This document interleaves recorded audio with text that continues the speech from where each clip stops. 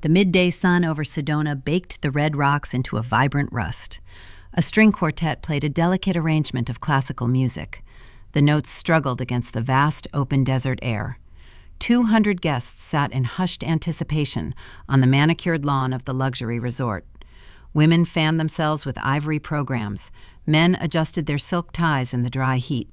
Julian Sterling stood at the altar.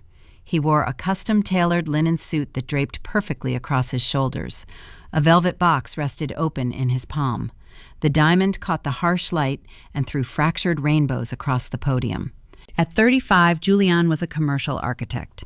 His career was built on noticing structural flaws that others ignored. A misplaced load-bearing wall, a microscopic crack in a foundation. Right now, his eyes fixed on a single glaring flaw in this meticulously designed tableau. In the front row, wedged between a sprawling arrangement of desert roses and his future mother-in-law, sat an empty wooden chair. A small calligraphy-inscribed placeholder rested on the white cushion. Elia Brown, sister of the bride. Julian lowered his hands. The officiant, who had been speaking about the enduring nature of trust, trailed off into an awkward pause. A murmur rippled through the seated crowd. The rustle of expensive fabrics grew louder. Julian stepped closer to Harper. She wore a gown of hand-stitched French lace. Her veil was pushed back over her shoulders. A rehearsed, picture-perfect smile froze on her face. Her knuckles turned white as she gripped her cascading bouquet. "Where is Elia?" he asked. His voice was a low, steady hum. It did not carry past the first row. Harper shifted her weight. The heavy satin of her dress pooled around her feet. She leaned in and delivered an urgent hiss meant only for him. "I had to ban her, Julian. She had a psychotic break this morning. She is so jealous of us. She would have ruined everything. Just ignore it." Julian studied her face. He searched the hazel eyes looking back at him. He looked for a trace of sorrow. He looked for genuine concern for a sibling supposedly suffering a mental collapse on the morning of a wedding. He found only irritation. Her gaze darted to the wedding photographer hovering nearby. She cared more about the framing of the shot than the absence of her sister. The lie was brittle. It shattered the moment it hit the air. He thought of the brief, grounded conversation he shared with Elia months ago. He remembered a sharp, analytical woman who viewed the world through clear ledgers. She spoke with quiet confidence. She was the exact opposite of the chaotic, unpredictable portrait Harper just painted. Julian snapped the velvet box shut. The sound echoed like a gunshot over the quiet lawn. "I cannot do this," he said. He turned his back on the altar. He did not look at the gasping guests. He did not stop when Harper dropped her bouquet. He ignored her voice cracking as she called his name. He walked straight down the white runner, leaving the bride standing alone under the desert sun. Before I tell you how my own sister tried to erase my existence to fund her aesthetic lifestyle, I want to ask you something. How old are you? And have you ever realized the family you keep saving is the one destroying you? Let me know in the comments. Welcome to Pana Vengeance, where we explore the anatomy of betrayal and quiet survival. My name is Elia Brown. 48 hours before Julian walked away from that altar, I sat at the dark granite island of my Scottsdale condo. The glow of my laptop screen illuminated my face. I held a lukewarm cup of black coffee. As a forensic accountant, I spent my days running variance analyses and tracking hidden assets for corporate clients. Numbers made sense. They balanced or they did not. They never lied to spare your feelings. My phone buzzed against the stone counter. The screen lit up with a message from Harper. "You embarrass this family. Please do not come on Saturday. You will just ruin the photos." I read the words twice. I did not blink. My heart did not race. There was no preceding argument, no inciting fight, just a sudden, clean excision. At 34, my existence was deemed a liability to her curated desert fantasy. I wore practical clothes. I lacked a curated social media feed. I bore a faint raised scar on my collarbone from childhood. These traits disqualified me from standing beside her. My thumb hovered over the keyboard. A younger version of me might have cried. She might have typed a long, pleading paragraph asking what she did wrong. She might have offered to buy a more expensive dress or stand in the back row just to be included. But a forensic accountant learns to recognize an overdrawn account. I set the phone face down. The silence in my condo felt heavy, but familiar. I walked to the glass balcony doors and looked out at the Camelback Mountains fading into the dusk. For 10 years, I functioned as the invisible safety net for Richard, Diane, and Harper Brown. I paid the $800 catering deposit when Harper handed a declining credit card to the vendor. I spent countless hours reviewing her venue contracts, ensuring she did not sign away her rights. I absorbed the endless emotional labor of managing my parents when they panicked over the rising costs of this spectacle. I was the foundation they built their house on, and they despised me for it. They hated that they needed me. My mother Diane called me intense. My father Richard called me boring. Harper simply called me embarrassing. I reached up and traced the faint scar on my collarbone. I was 12 when I got it. Harper was 6. A heavy oak bookshelf tipped forward in our childhood home. I pushed her out of the way. The sharp edge of the wood caught my shoulder, tearing the skin. My mother rushed into the room. She scooped up the unharmed, crying Harper, holding her tight and whispering sweet reassurances. I stood quietly in the corner, pressing a hand towel against my bleeding skin. That dynamic never shifted. I took the hit, Harper took the comfort. I walked back to the kitchen island. I picked up my phone. The screen still displayed her cruel message. She expected a fight. She wanted a dramatic reaction to prove her narrative that I was unstable and jealous. She needed me to play the villain so she could play the victim. I opened the keyboard. I typed one word. Understood. I hit send. I did not block her number. I did not turn off my phone. I left the channel open so she could hear the deafening sound of my withdrawal. I opened the wine fridge built into my lower cabinets. I pulled out a bottle of Cabernet. I had purchased it weeks ago, planning to bring it to the rehearsal dinner as a gift for the couple. The price tag read $150. I took a corkscrew from the drawer. I did not bother with a crystal wine glass. I poured the dark red liquid into a ceramic coffee mug. I stepped out onto the balcony. The Arizona night air was dry and warm. I took a sip of the wine. It tasted rich and complex. It tasted like mine. I stood there, alone. I assumed the weekend would proceed without me. I pictured a flawless pageant of forced smiles and expensive champagne. I believed my sister had successfully excised me from her life with a single text message. I had no idea my silence was the very thing that would tear her entire world apart. Nor did I know the groom was already looking for me. But as I raised the mug to my lips, a soft chime echoed from my laptop sitting on the kitchen island inside. A notification banner slid across the top right corner of the screen. I stepped back indoors and glanced at the monitor. It was an automated credit monitoring alert. It read, "Warning, delinquency on account ending in 4409. I narrowed my eyes. I prided myself on an impeccable financial record.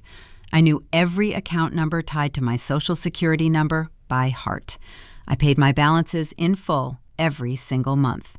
I did not own an account ending in 4409. The 4 digits blinked against the stark white background of the notification banner. 4409. My eyes traced the numbers on the monitor. A forensic accountant relies on intuition just as much as raw data. A cold knot formed in my stomach. I reached for my mouse to click the alert. I needed to dive into the credit bureaus and trace the origin of this phantom account. I knew every financial instrument tied to my Social Security number by heart. I paid my balances in full every single month. I never carried debt. Before my finger could press down, the screen of my phone illuminated next to the keyboard. A new text message appeared. It was from my mother, Diane. "Your sister is under immense stress, Alaya. Please do not make a scene. Just stay home tomorrow. We will talk next week." The sheer audacity of the text drained the adrenaline right out of my veins. They banned me from the wedding and still felt the need to manage my reaction. They wanted me silent and compliant. My shoulders slumped. The investigative urge faded. A bone-deep emotional exhaustion replaced it. I looked back at the monitor. Identity theft happens every day. Clerical errors happen every minute. I convinced myself it was a mixed file or a glitch in the algorithm. I simply did not have the bandwidth to fight a credit bureau tonight while my family actively erased me from their lives. I dragged the cursor up and clicked the small exit cross on the notification. I swiped the warning away into the digital void. I closed the laptop lid. I decided it was a problem for Monday. I picked up the ceramic coffee mug and stepped back out onto the balcony. The Arizona sky bled from bruised purple into ink black. City lights flickered across the valley below. The wind carried the faint scent of mesquite and dry earth. I took a slow swallow of the Cabernet. The dark fruit and heavy oak flavors grounded me. I leaned against the thick glass railing. My mind began to audit my family history. I categorized human behavior the same way I categorized financial ledgers. There were boulders and there were pebbles. Boulders were the rare, overt betrayals. They were the acts of sabotage you could see coming. But the pebbles were the real killers. Pebbles were the daily, endless micro-exploitations that slowly crushed you under their accumulated weight. I stood there and tallied the pebbles. The $800 catering deposit I covered last week was just the most recent entry. There was the $1,200 quarterly payment for Richard and Diane to maintain their pristine country club membership. My father called it a temporary bridge loan 3 years ago. He sat in my living room swirling a glass of my good scotch, wearing a tailored suit he could not afford. He told me the market was just a bit soft. I paid it every 3 months since then to prevent them from facing the social humiliation of a revoked membership. Then came the family cell phone plan. I paid the primary bill for 5 years. Harper used the very data plan I funded to send me the text message banning me from her wedding. The irony tasted bitter on my tongue. My excellent credit score served as the invisible scaffolding for Harper and her curated lifestyle. I was the guarantor on her luxury sport utility vehicle lease. $250 auto-drafted from my checking account on the 14th of every single month because her influencer brand required a vehicle that matched her aesthetic. She never once said thank you. She just expected the funds to clear without question. The financial drain ran parallel to the emotional labor. I served as their designated crisis manager. When Harper panicked over floral arrangements or Diane spiraled over seating charts, I received the midnight phone calls. I drafted the emails to their difficult vendors.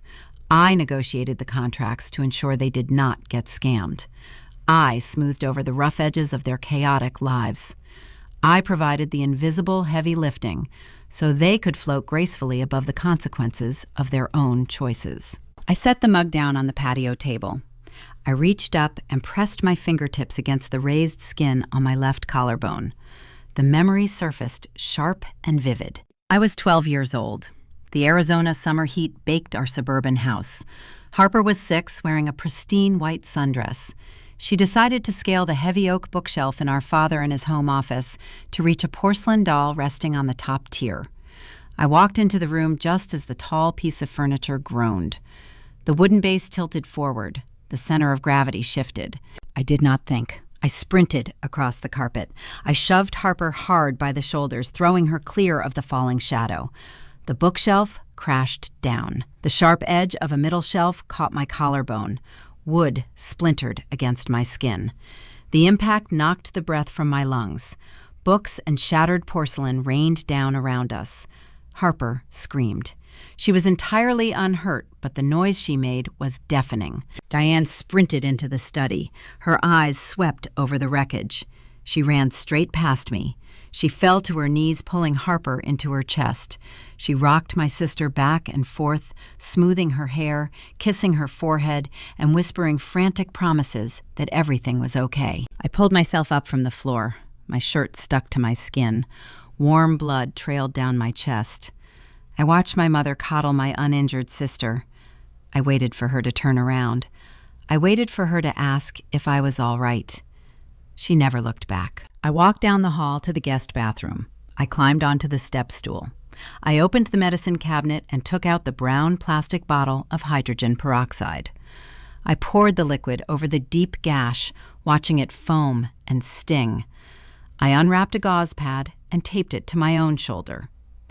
That afternoon solidified the governing dynamic of our family. I was the safety net. Harper was the showpiece. I existed to absorb the impact so she could remain flawless. I looked back out at the Scottsdale skyline. The lights of my condo reflected in the glass doors behind me. I bought this place with money I earned. I scrubbed spreadsheets until 2 a.m. I caught discrepancies that saved corporate clients millions of dollars. I built a fortress of granite and hardwood and security. I earned every inch of my life.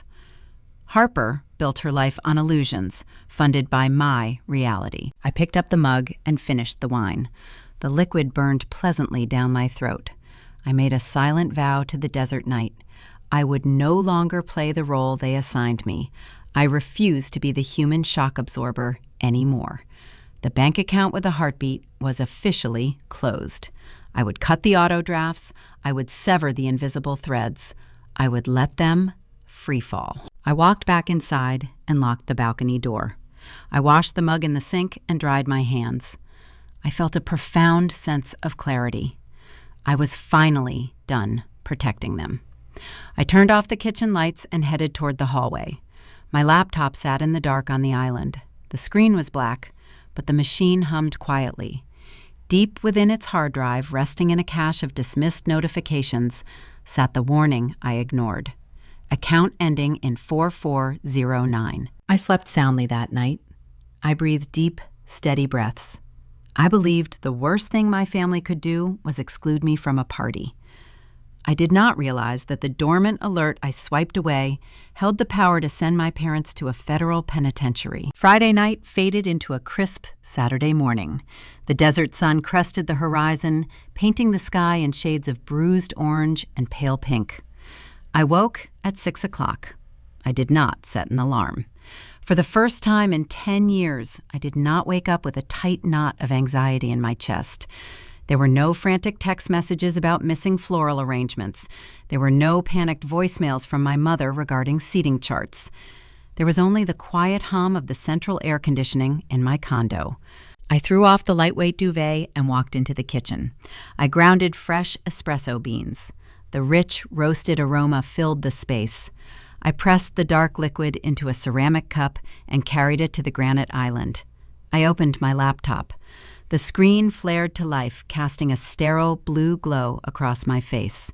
The emotional cord was already severed. Now it was time to cut the financial tethers. I transitioned from a discarded sister into a forensic auditor. I opened a blank spreadsheet.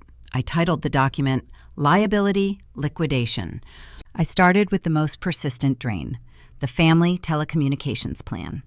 I navigated to the provider portal and logged in. 4 phone lines populated the dashboard. My number sat at the top, followed by Richard, Diane, and Harper.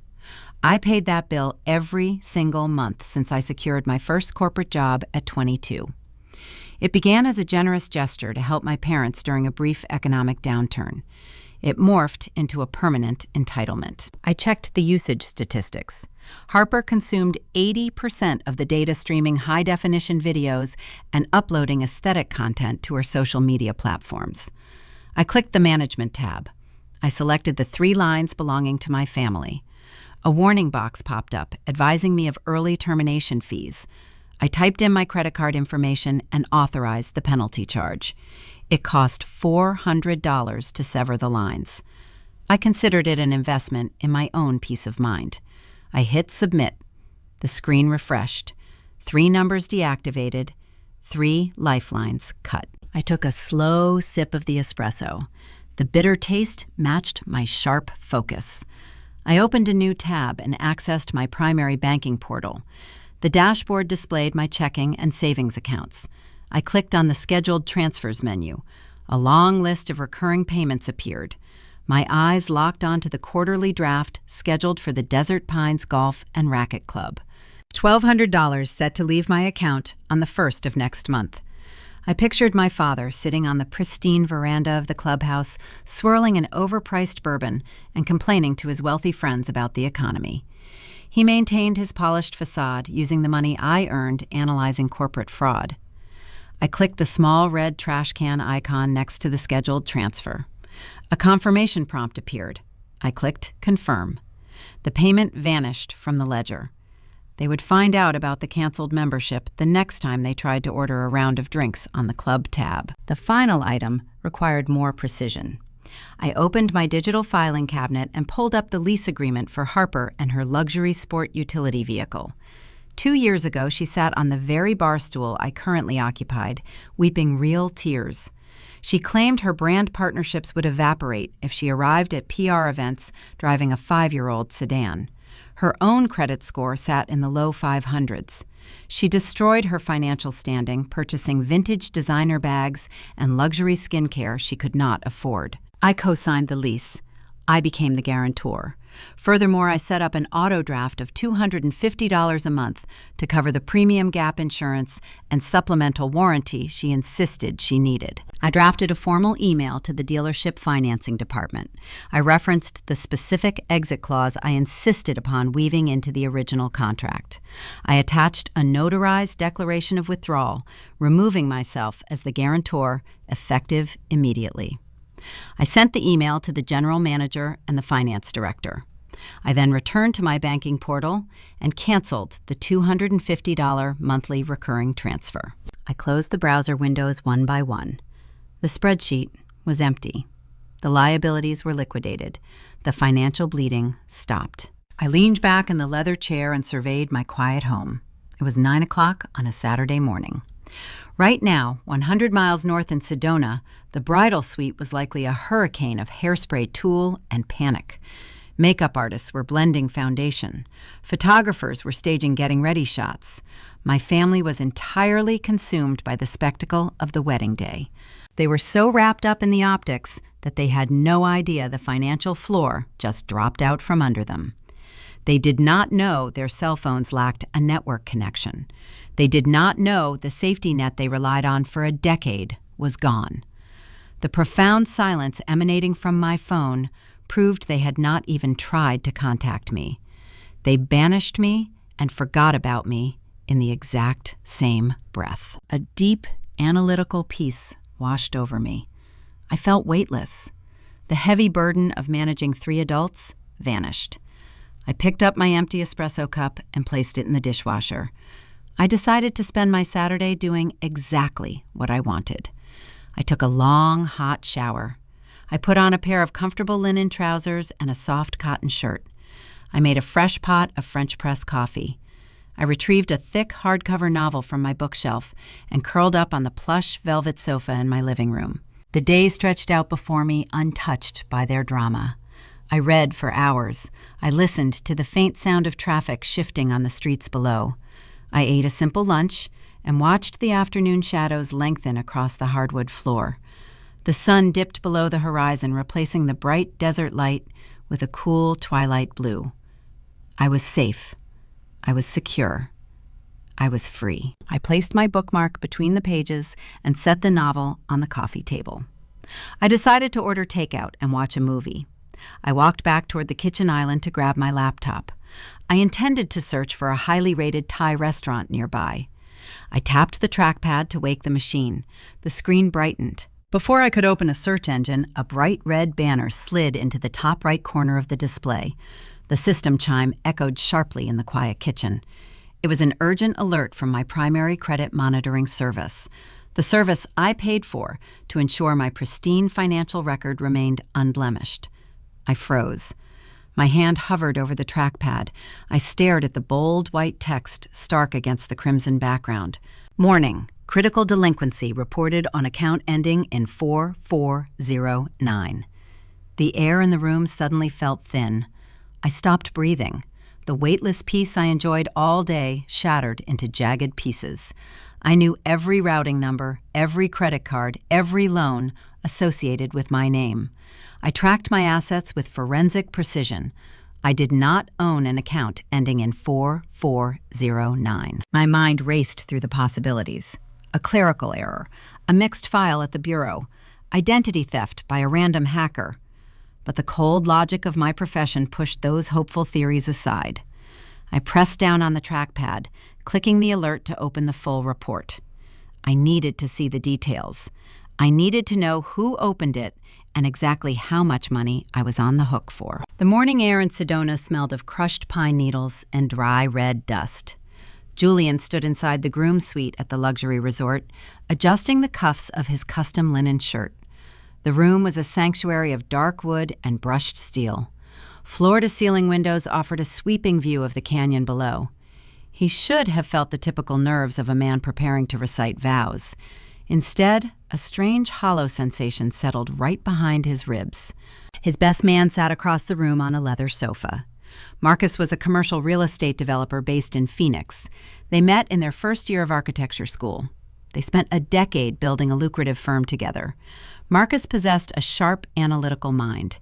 He noticed discrepancies in zoning permits and structural blueprints with terrifying speed. Today, he wore a tailored suit and held a plain manila folder in his lap. He did not look like a man preparing for a celebration. He looked like a man preparing to deliver a terminal diagnosis. Julian picked up his silver watch from the mahogany dresser. He strapped it to his wrist. "What is in the folder, Marcus?"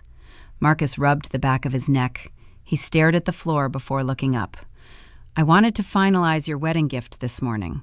I thought it would be a nice surprise to hand Harper the zero balance statement before she walked down the aisle." Julian smiled. The gift was a grand gesture. Harper frequently complained about the heavy mortgage on her beautiful Scottsdale condo. She claimed the monthly payments hindered her ability to expand her lifestyle brand. Julian earned a substantial income designing corporate headquarters. He decided to pay off the remaining balance of her property loan. He asked Marcus to quietly handle the back-channel logistics.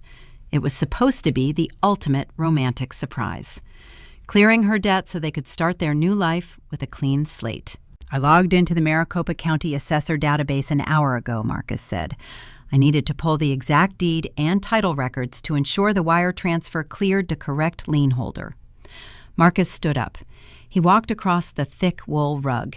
He handed the manila folder to Julian. "I think you need to read the primary grantee information on the current deed." Julian opened the folder. A printed copy of a public property record sat inside. His eyes scanned the bureaucratic text. He looked for Harper and her name. He expected to see it listed under the ownership history. He found nothing. He traced his finger down to the current registered owner. The name printed in stark black ink was Aliyah Brown, single woman, sole and separate property. A cold, heavy dread pooled in his stomach. Julian read the lines again. He checked the parcel number. He checked the address. It was the exact Scottsdale condo where he picked Harper up for their first date. It was the exact kitchen where she stood pouring wine, bragging about the granite countertops she supposedly negotiated during the renovation. She claimed she bought the property at 25, using the profits from her early brand sponsorships. She painted herself as a savvy, independent homeowner. "This says Aliyah owns the unit," Julian whispered. Marcus nodded. "Harper is not on the deed, Julian. She is not on the original mortgage. She has zero legal equity in that property. The condo belongs entirely to her older sister. Harper is just a tenant." Julian closed the folder. His mind raced, trying to construct a logical defense. He was an architect. He built foundations. He needed things to make sense. Perhaps it was a family trust. Perhaps Aliyah co-signed to help with the credit check. But the document clearly stated sole and separate property. Harper built a pristine, independent persona. She sold him a narrative of a self-made woman. That narrative was a hollow shell.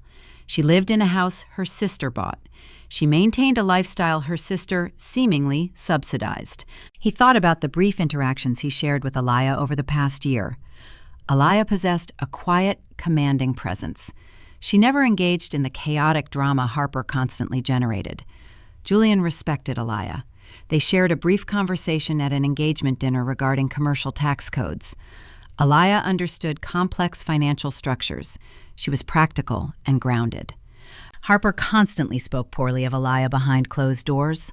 Harper claimed her sister was intensely jealous, boring, and financially unstable. Harper told Julian that Aaliyah frequently begged their parents for money. The contrast between the public record in his hand and the stories his bride told him created a blinding cognitive dissonance. "We need to line up," Marcus said softly. "The coordinator is waiting outside." Julian set the folder on the dresser. He smoothed the lapels of his jacket. A deep, terrifying suspicion took root in his mind. He needed to look his bride in the eyes. He needed to see her face. He walked out of the suite and followed the coordinator down the stone path toward the ceremony lawn. The Arizona sun beat down on his shoulders. The string quartet played their delicate arrangement. 200 guests smiled at him. He stood at the altar and waited. He watched the bridesmaids walk down the aisle in their sage-green dresses. Then the music swelled. Harper appeared at the end of the white runner. She looked flawless. The French lace gown fit her perfectly. She beamed at the crowd, absorbing their admiration like a sponge. Julian watched her glide toward him. He looked for the independent woman he fell in love with. He only saw a stranger wearing a very expensive costume. She stepped up to the altar and handed her bouquet to the maid of honor. Julian reached out and took both of her hands. Her skin felt cold. He looked past her shoulder toward the front row. He saw Richard and Diane Brown wiping theatrical tears from their eyes. He looked to the seat next to them. The wooden chair sat empty. The placeholder card read, Aaliyah Brown, the missing sister, the true owner of the Scottsdale condo, the invisible foundation holding up the entire Brown family facade. The officiant began to speak. Julian barely heard the words. The gears in his mind locked into place. Harper claimed Aaliyah was a jealous financial burden, yet Aaliyah owned the luxury real estate Harper claimed as her own. If Harper lied about the house, she lied about her income. If she lied about her income, she lied about her independence. The entire aesthetic persona was a grift. Julian lowered his hands. He interrupted the officiant. He asked Harper the only question that mattered. Where is Aaliyah? Harper leaned in. Her eyes darted toward the photographer. She delivered her frantic, whispered excuse. I had to ban her, Julian. She had a psychotic break this morning. She is so jealous of us. She would have ruined everything. The lie sealed her fate. Julian stared into her hazel eyes. There was no empathy for a sibling allegedly suffering a mental crisis. There was only annoyance. Harper did not ban Aaliyah because of a psychotic break. She banned Aaliyah because the older sister was a walking, breathing lie detector. Aaliyah represented the truth. Harper needed the truth hidden thousands of miles away so she could secure a wealthy husband under false pretenses. Julian realized he was the final mark in a long con. Harper needed his architectural firm income to replace the sister she alienated. He closed the velvet ring box. The sharp snap echoed across the silent lawn. I cannot do this. He dropped her hands. He turned around and walked down the center aisle. He heard the collective gasp of the wedding guests. He heard Harper scream his name. The sound was shrill and desperate.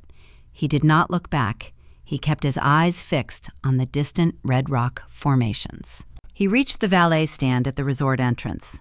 He handed his ticket to a stunned attendant. He did not wait for them to open his door. He climbed into the driver's seat of his sleek black sedan and hit the ignition. The engine roared to life. He pressed the accelerator, leaving the manicured resort grounds behind. Julian merged onto State Route 89. The winding mountain road cut through the steep canyon, dropping in elevation as it headed south toward the desert floor. His hands gripped the leather steering wheel. The adrenaline slowly faded, leaving behind a cold, sharp anger. He narrowly escaped tethering his life and his assets to a pathological liar. He navigated the twisting curves. The towering pine trees blurred past his windows. He needed answers. He needed to know the full extent of the financial parasite he almost married.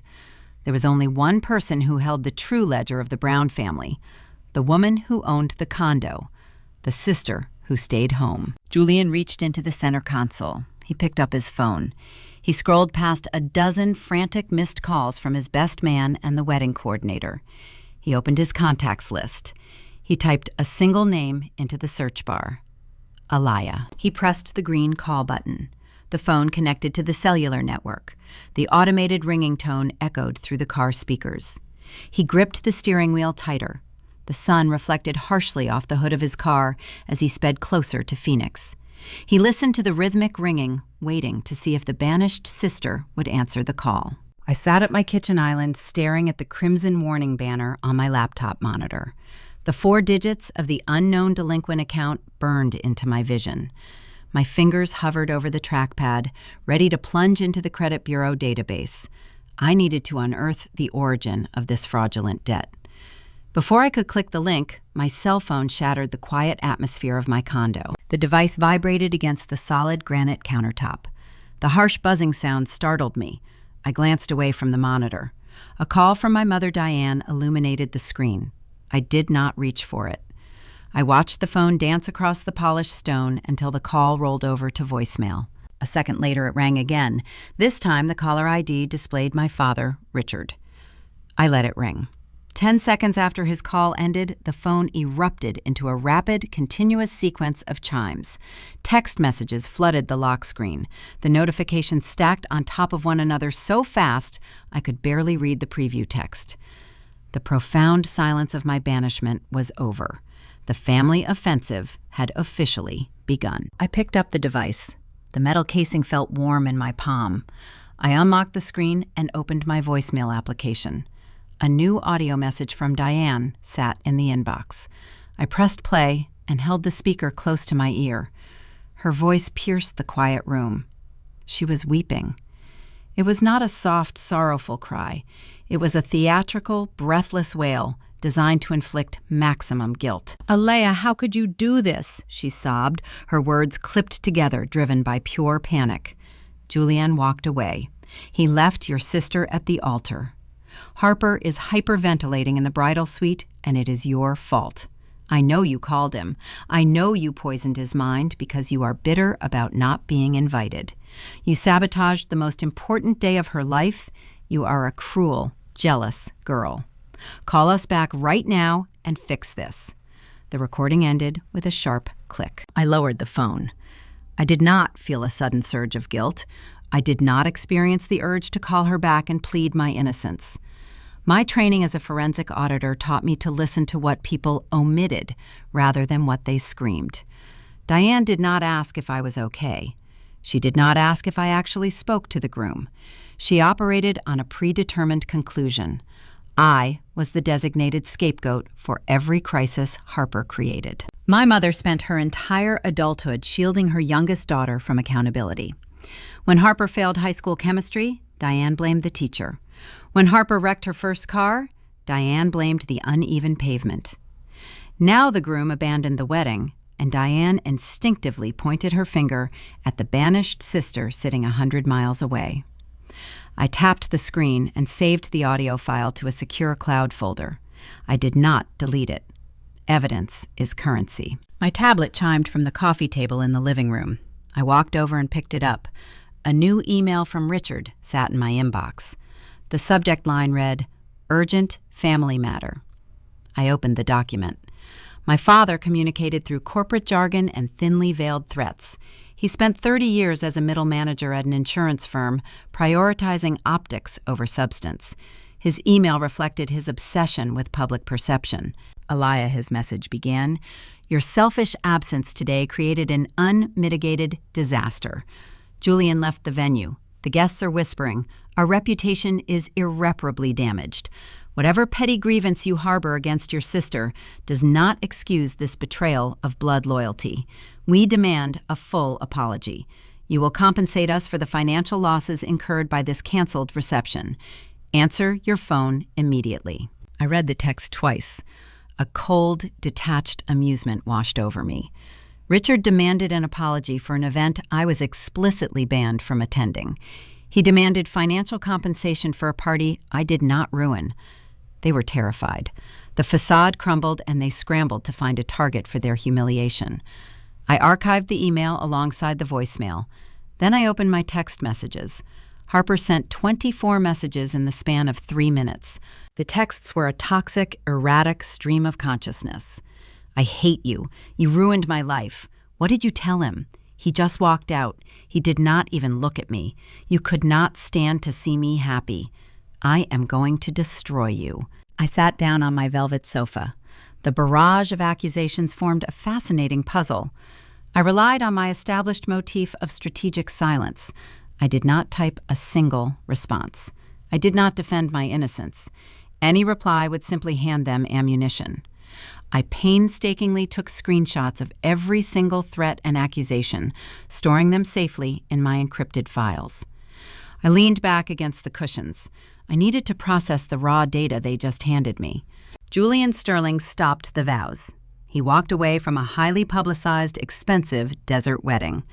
Why would a rational, successful architect abandon his bride at the altar?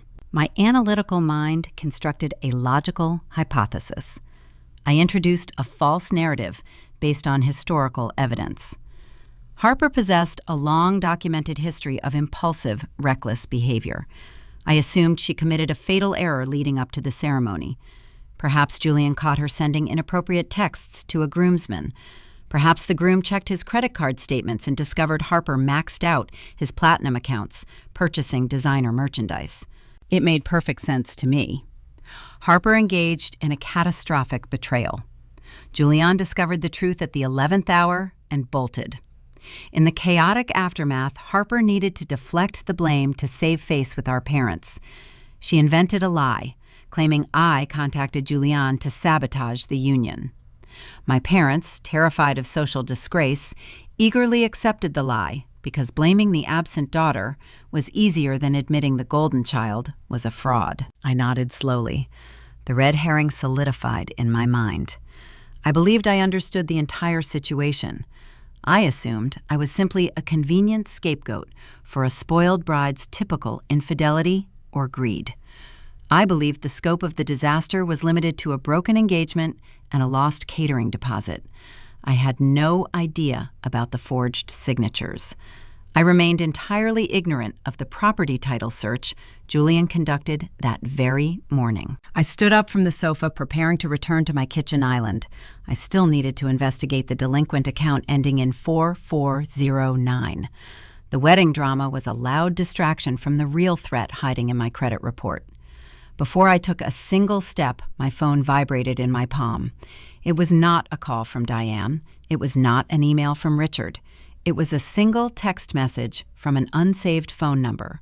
I stared at the glowing screen. The area code belonged to the Central Phoenix region. I unlocked the device and opened the unread message. The words were concise. The syntax lacked the frantic, desperate energy of my family. It is Julian. I dropped the ring. I know about the house. We need to talk. My breath hitched in my throat. I read the message again. The words anchored themselves deep in my chest. I know about the house. The logical theory I constructed seconds ago evaporated into thin air. This was not about infidelity. This was not about a maxed-out credit card. The groom walked away from the altar because of something related to a house.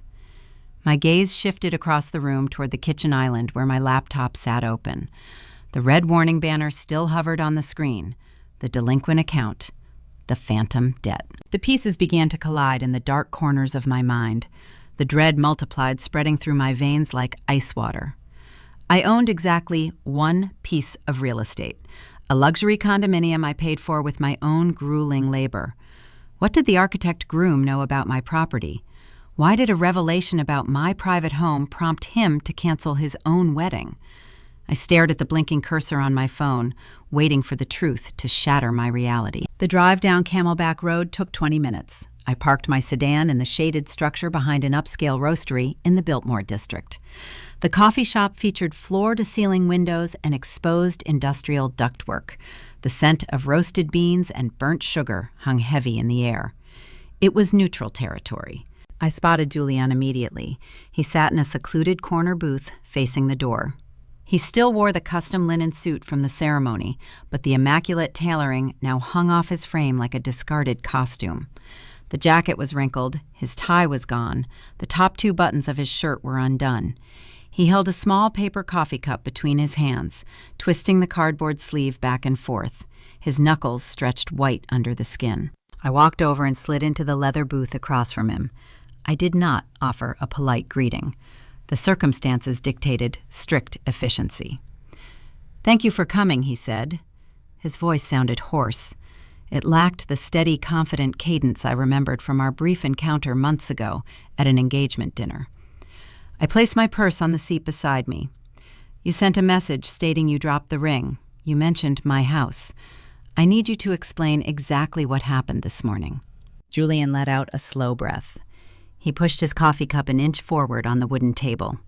He looked up and met my gaze. His eyes were red-rimmed, revealing the profound exhaustion of a man who just watched his future disintegrate. "Marcus and I wanted to surprise her," he began. Marcus is my best man. He develops commercial real estate. "We knew Harper stressed over her monthly overhead. She complained about the heavy mortgage on the Scottsdale property. She claimed the payments hindered the expansion of her influencer brand.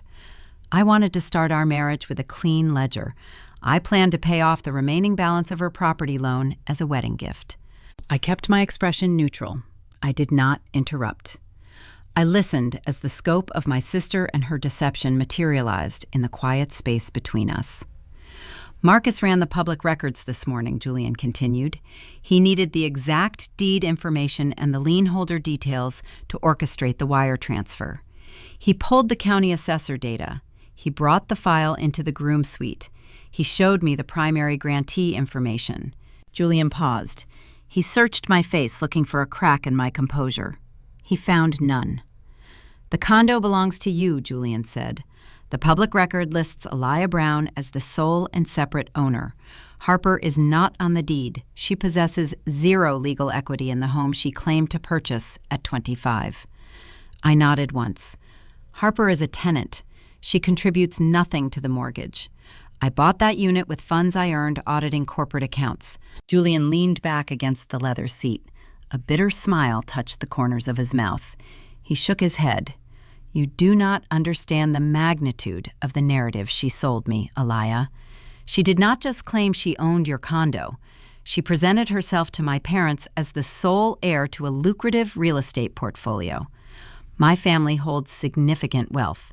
We operate in circles where pedigree and financial stability are scrutinized. Harper needed to match that environment. She hijacked your assets and wore them like a tailored suit." The air in the coffee shop felt suddenly very cold. I folded my hands together on the tabletop. "Explain the rest of her story," I demanded. He rubbed his eyes with the heel of his hand. "She told us you were a troubled burden. She painted a tragic picture of an older sister drowning in bad debt and poor choices.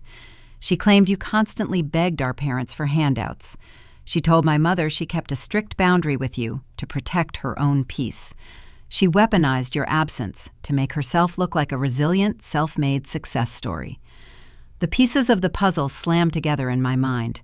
The picture they formed was staggering. "I received a text message from Harper 48 hours ago," I said. My voice remained steady despite the sheer betrayal coursing through my veins. "She told me I embarrassed the family. She formally banned me from attending the ceremony. She claimed my presence would ruin the photos." Julian stared at me. The realization dawned in his exhausted eyes. "She did not ban me because of aesthetics, Julian. I was not a threat to the photographs. I was a direct, lethal threat to her fraudulent empire." The logic was flawless. If I attended that lavish desert wedding, I would interact with the Sterling family. I would sit at a reception table and make polite conversation. Someone would inevitably ask about my career. I would mention my forensic accounting firm. Someone would ask where I lived. I would mention my Scottsdale property. The intricate house of cards Harper built to secure Julian and his wealth would collapse in real time over a plate of filet mignon. Harper needed me hidden away. She needed me silenced. She relied on my lifelong habit of retreating to the shadows whenever she demanded the spotlight. She weaponized my stoic nature to facilitate her grand theft of my identity. I sat in the upscale coffee shop and felt a fundamental shift in my own psychology. The lifetime of playing the designated peacekeeper evaporated. My sister did not just exploit my generosity. She actively assassinated my character to elevate her own status. She stole my financial achievements to buy her way into a wealthy family. I am sorry, Julianne said softly. I believed her. I loved the woman she pretended to be. When I saw your empty chair at the ceremony, everything clicked. I realized I was marrying a ghost. I could not stand at that altar and bind my life to a stranger. You made the correct analytical choice, I replied. A foundation built on fraud will eventually collapse and crush everyone inside. Julian let out a dark chuckle. Marcus said the exact same thing. He is a developer. He hates structural weaknesses. He mentioned something else when he was reviewing the county assessor database this morning. My focus sharpened. What did Marcus mention? Julian frowned, trying to recall the specific bureaucratic detail. He said the property title history looked a bit messy for a single-owner unit. He noticed a recent secondary recording on the parcel. He assumed Harper took out a renovation loan under your name since she claimed she managed the property. He thought it was just another piece of her tangled lie.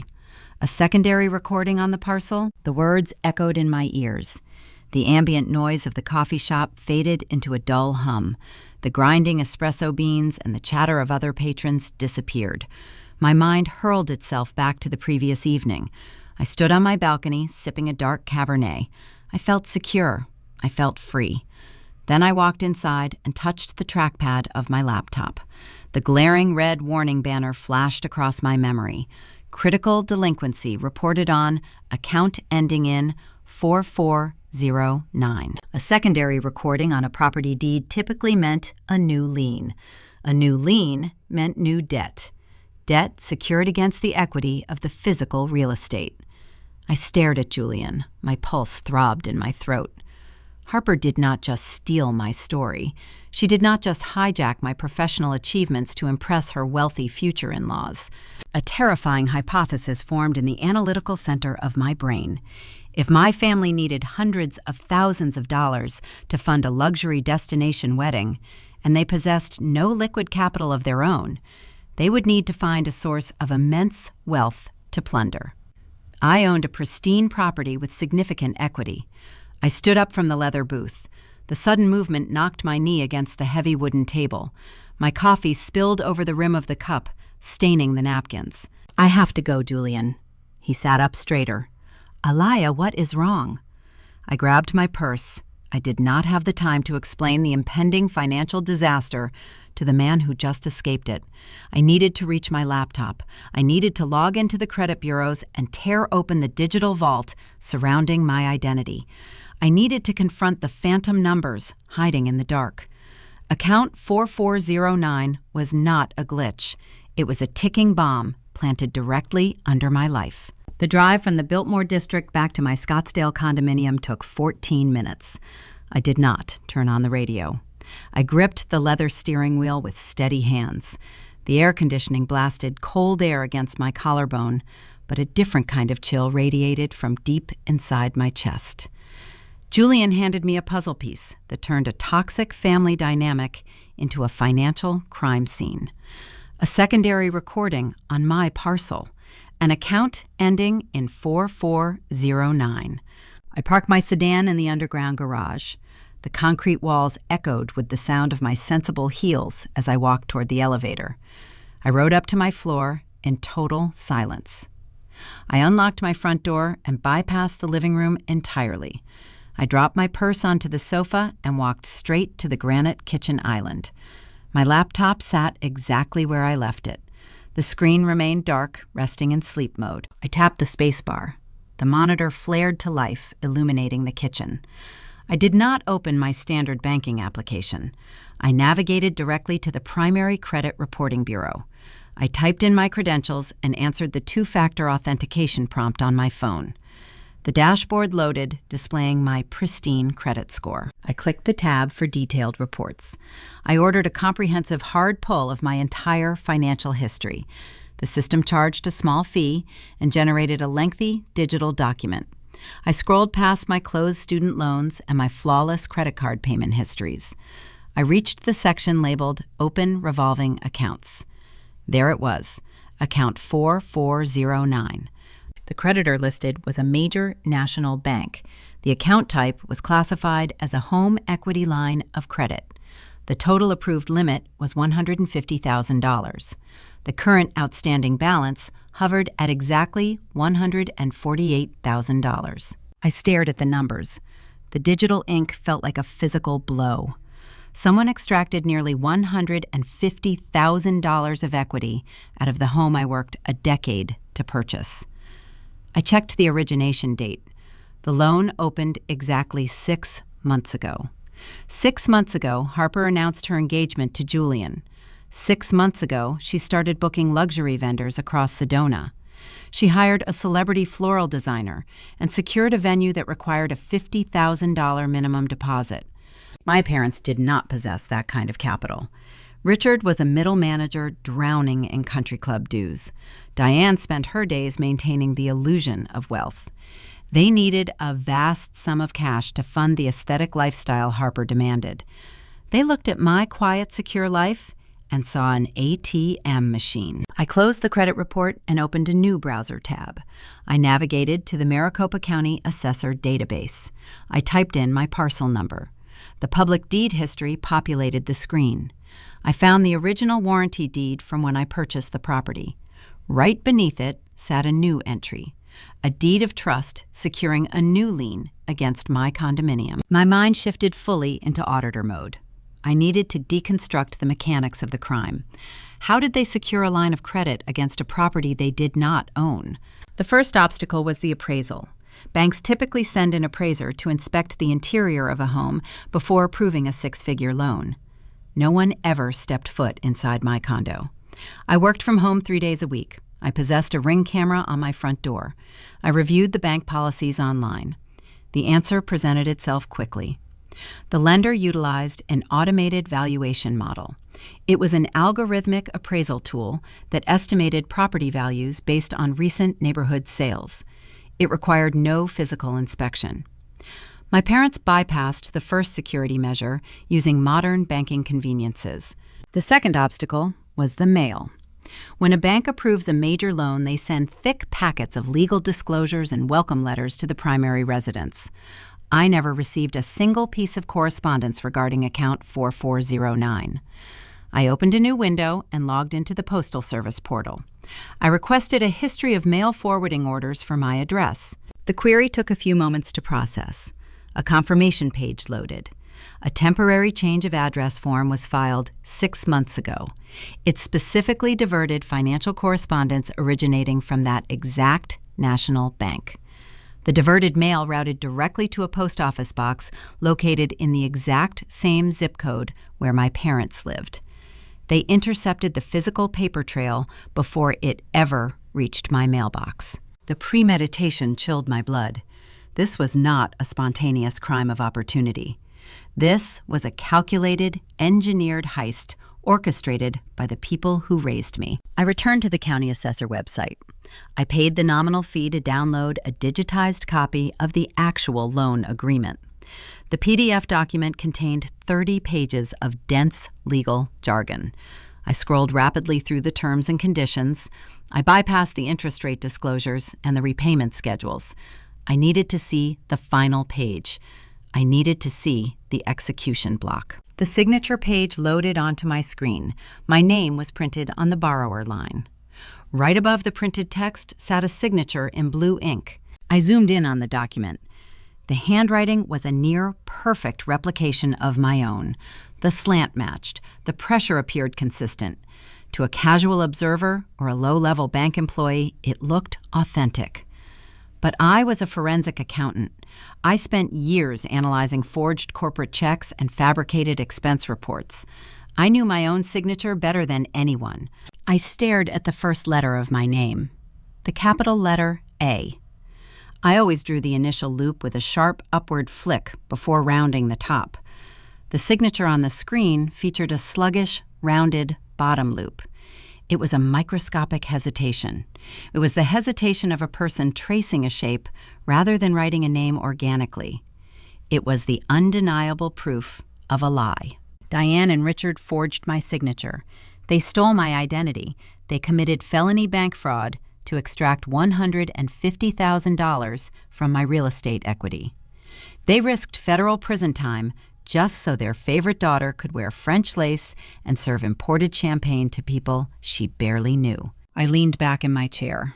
The quiet condo felt different now. It felt violated. My family looked at my practical clothes and my quiet life and deemed me an embarrassment. Yet they felt entirely entitled to the wealth I generated through my own hard work. They threw me out of the wedding to ensure I would never speak to the groom and accidentally unravel their twisted financial scheme. The sheer scale of the betrayal threatened to suffocate me. I took a slow, deep breath. I forced the emotional shock back down into a dark corner of my mind. I needed to remain cold. I needed to remain sharp. Tears would not recover my stolen equity. Panic would not punish the people who orchestrated this theft. I required strategy. I opened a secure digital folder and began saving the evidence. I downloaded the credit report. I saved the automated appraisal documents. I captured screenshots of the Postal Service mail forwarding order. I archived the forged loan agreement. I built an airtight digital dossier documenting every step of their crime. I reviewed the timeline. The execution was terrifyingly smooth. But as my eyes scanned the final page of the loan agreement again, a glaring procedural flaw brought my clicking mouse to a halt. A home equity line of credit is a major financial instrument. It creates a legal lien against real property. The bank requires more than just a signature on a piece of paper. The final closing documents must be notarized. A state-commissioned notary public must physically witness the borrower signing the contract. The notary is legally obligated to inspect a valid, government-issued identification card to verify the identity of the person holding the pen. I stared at the notary stamp pressed onto the bottom right corner of the page. The seal belonged to the state of Arizona. The commission expiration date was valid. I zoomed in on the circular black stamp. I read the name printed inside the border. The name belonged to a real person, a licensed official who signed under penalty of perjury, stating that Elia Brown presented a driver license and signed that document in their presence on a specific date 6 months ago. I was sitting in a corporate boardroom in downtown Phoenix on that exact date. I never presented my identification to anyone. I never signed that paper. My parents managed to intercept my mail and forge my handwriting, but they could not magically conjure my physical presence to fool a sworn state official. Someone helped them. Someone broke the law to facilitate this theft. I looked at the name inside the notary seal again. A new question formed in my mind. How did Richard and Diane bypass the mandatory identity check for illegal notarization? Who authorized this fraud? And what did my parents promise them in return? Monday morning broke over Phoenix with unrelenting heat. I bypassed my usual corporate route and drove straight downtown. The glass towers of the financial district reflected the harsh sunlight. I pulled into a subterranean parking garage and turned off the engine. I gathered my black leather portfolio from the passenger seat. Inside rested the printed copies of every digital file I compiled over the weekend: the forged loan agreement, the credit report, the mail forwarding confirmation. I rode the elevator to the 42nd floor. The polished brass doors slid open to reveal the reception area of Navarro and Associates. The firm specialized in high net worth fraud and complex real estate litigation. I scheduled the emergency consultation early Sunday morning. Beatrice Navarro sat behind a vast mahogany desk in a corner office. She wore a sharp navy blazer. Her dark hair was pulled back into a strict knot. She commanded the space with silent authority. She did not offer me a warm smile or a cup of coffee. She simply gestured to the leather chair opposite her desk. I sat down and unzipped my portfolio. I did not waste time recounting the emotional betrayal. I did not mention the canceled wedding or the vicious text messages from my sister. I laid out the financial documents in chronological order. I presented the automated valuation model appraisal. I presented the temporary change of address form. I finished with the signature page of the home equity line of credit. Beatrice picked up the stack of papers. She retrieved a pair of silver reading glasses from her desk drawer. She spent 10 minutes reviewing the files in total silence. The only sound in the office was the soft hum of the air conditioning and the crisp snap of turning pages. She lowered the documents. She took off her glasses and studied my face. "Most clients walk into this office weeping," she said. Her voice was smooth and practiced. "They bring me crumpled receipts and disjointed stories. You brought a prosecution-ready dossier." "I am a forensic accountant," I replied. "I do not deal in tiers. I deal in ledgers, and I need this ledger balanced." Beatrice leaned back in her chair. "You possess undeniable proof of felony bank fraud. We have mail fraud, identity theft, and conspiracy. I could walk this file across the street to the district attorney right now. Your parents would be in handcuffs by dinner." A brief, sharp pang echoed in my chest. Sending the people who raised me to a federal penitentiary felt like crossing a point of no return. But I pushed the hesitation aside. They crossed the line first when they stole my identity. "Do it," I said. Beatrice held up a single manicured hand. "We must evaluate your primary objective," she countered. "Do you want vengeance, or do you want your equity returned?" "I want both," I answered. "The legal system rarely provides both on an expedited timeline," Beatrice explained. "If the prosecutor files felony charges, the state seizes the assets. The stolen funds become evidence. Your property remains encumbered by the fraudulent lien while the case drags through the courts for years. You win the moral victory, but you lose the financial war. Your credit stays ruined until a judge issues a final verdict." I absorbed her logic. She was right. A criminal trial served the state. It did not serve my immediate financial recovery. "What is the alternative strategy?" I asked.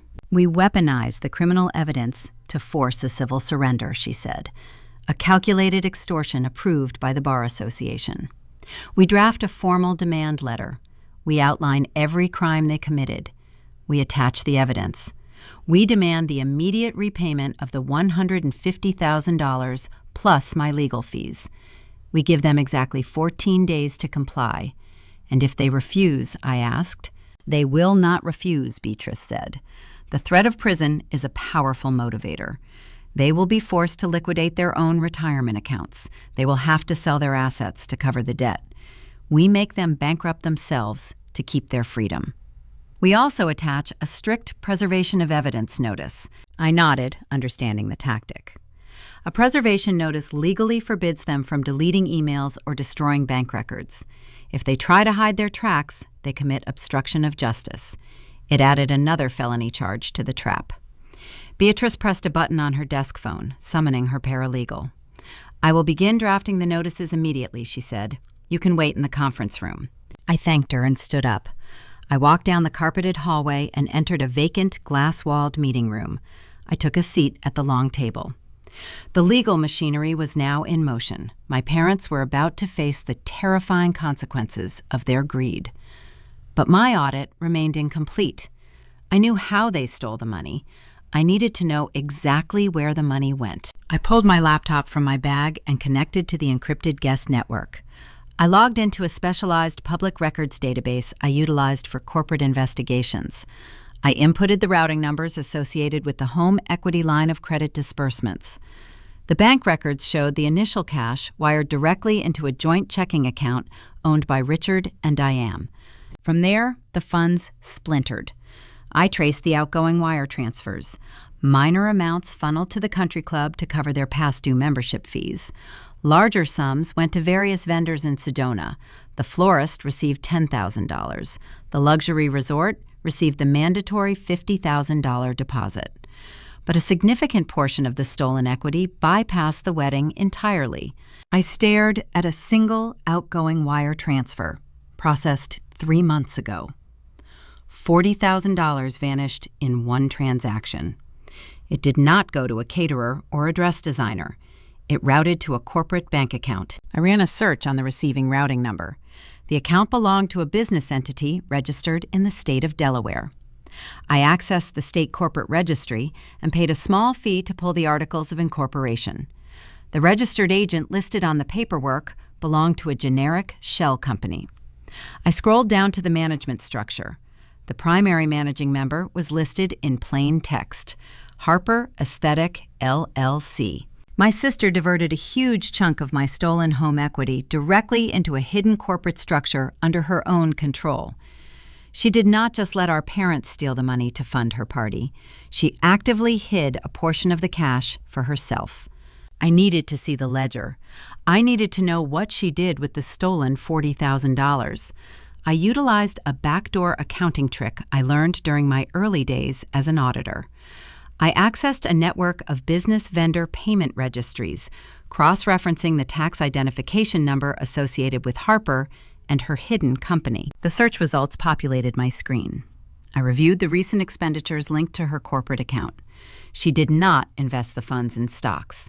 She did not put a down payment on a new vehicle.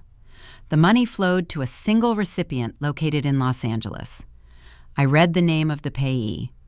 The puzzle pieces locked together, forming a picture of unparalleled vanity. I realized exactly what Harper bought with my money. I stared at the Los Angeles payee on my laptop screen. The corporate entity was a boutique public relations firm. They specialized in placing high society weddings into glossy bridal magazines and securing digital features on prominent lifestyle blogs. Harper did not just siphon $40,000 of my home equity to throw a lavish party. She purchased media coverage to immortalize her fraudulent aesthetic. She bought her own fame using my credit score and the collateral of my private home. The depth of her vanity turned my stomach.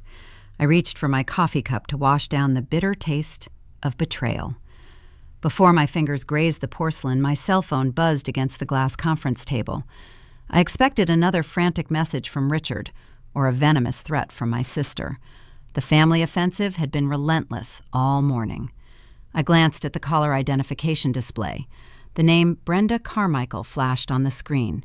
Brenda was a licensed notary public and a longtime fixture at the Desert Pines Golf and Racquet Club. She played doubles tennis with my mother every Tuesday morning. She drank gin martinis and wore expensive designer sun visors.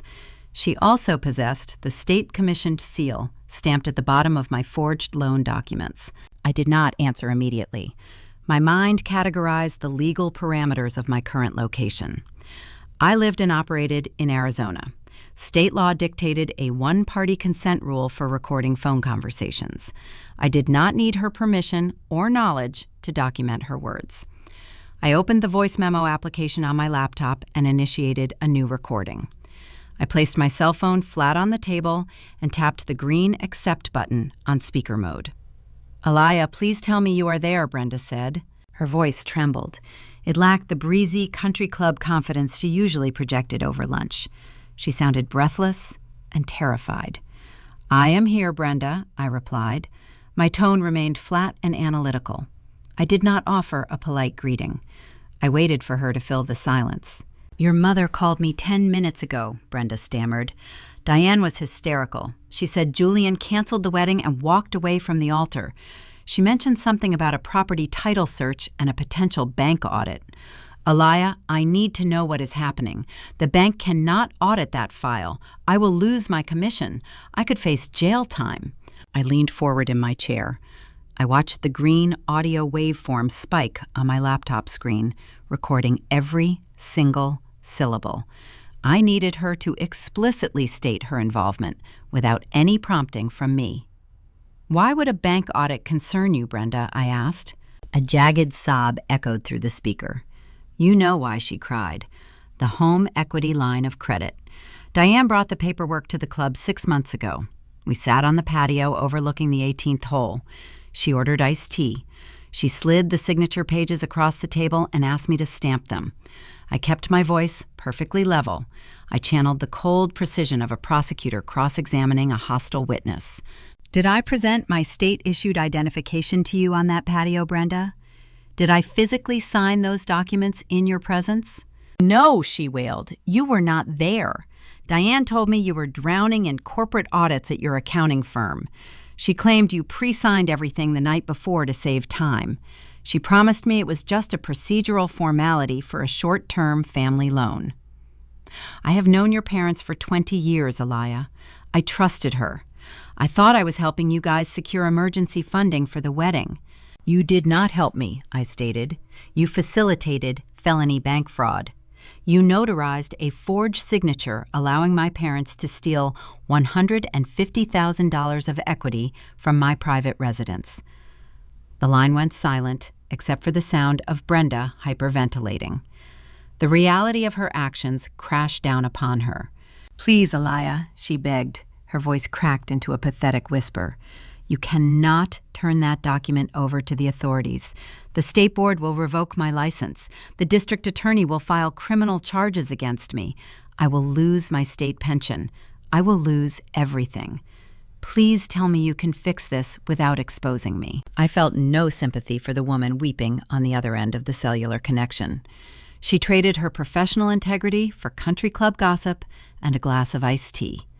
She enabled the financial destruction of an innocent person because she could not be bothered to follow basic legal protocols. She viewed the law as an inconvenience rather than a strict boundary. I am currently sitting in the offices of Navarro and Associates, I replied. We are preparing a comprehensive legal response to this theft. Your cooperation on this phone call is duly noted, Brenda. However, I make no promises regarding your protection.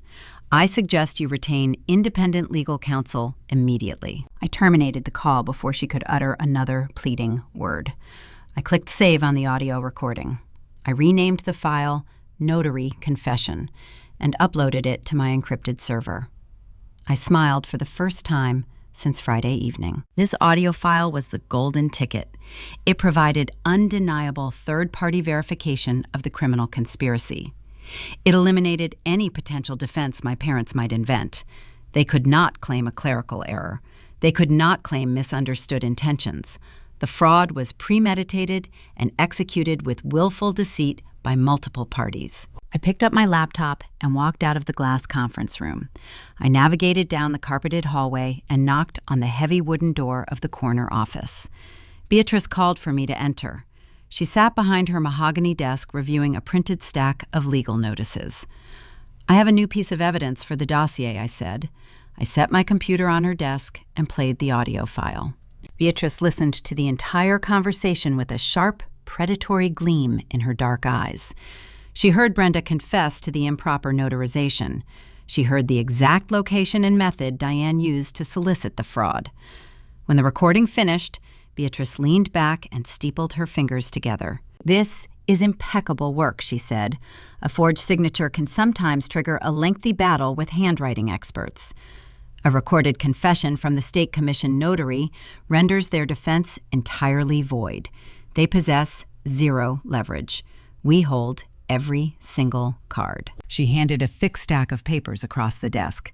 These are the finalized documents. The demand letter outlines the forgery, the mail interception, and the unauthorized transfer of funds. It dictates a 14-day window for the return of the stolen capital, plus our legal fees.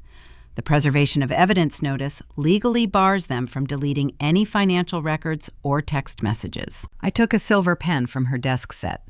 I signed my name at the bottom of the client authorization page. I used the sharp upward flick on the capital letter A. It was my authentic, organic signature. Beatrice placed the signed documents into heavy-duty manila envelopes. She affixed the certified mail tracking labels to the front. One envelope addressed to Richard and Diane at their suburban home. One envelope addressed to Harper at her luxury apartment. My paralegal will drop these at the post office within the hour, Beatrice said. They will receive them by tomorrow afternoon. I thanked her and walked out of the law firm. I stepped into the blinding Phoenix sunlight. The desert heat washed over my skin. The legal trap was fully armed and locked into place. The letters were in transit. The days of silent compliance were officially over. The invisible foundation they relied upon just turned into concrete. They spent the entire weekend mourning a canceled party and blaming me for their social embarrassment. They thought a ruined aesthetic was the worst disaster they would face. They were catastrophically wrong. The trap is fully set. How will the family react when the full weight of the law lands on their doorstep? Tuesday arrived carrying a blistering desert heat. I sat at my granite kitchen island monitoring a corporate merger on my dual screens. The air conditioning hummed a steady low note. At exactly 2:14 in the afternoon, a notification pinged on my tablet. The Postal Service tracking application updated its status. Delivery confirmed. 2 heavy manila envelopes containing the demand letter and the preservation of evidence notice reached their designated targets. 1 packet landed on the manicured porch of my parents' suburban residence. The second packet arrived at the concierge desk of Harper and her luxury high-rise apartment downtown. The legal payload was successfully deployed. I poured a glass of chilled, sparkling water. I anticipated a slight delay while they tore open the cardboard packaging and skimmed the dense legal jargon. Beatrice drafted a masterpiece of intimidation. The document, printed on crisp, firm letterhead, outlined the specific federal statutes violated by the forged home equity line of credit. It cited bank fraud, identity theft, and conspiracy. It explicitly stated a 14-day window to produce $150,000 plus accrued legal fees. It highlighted the recorded confession of the notary public. The final paragraph delivered the fatal blow, threatening immediate criminal referral to the district attorney if the funds failed to clear my account.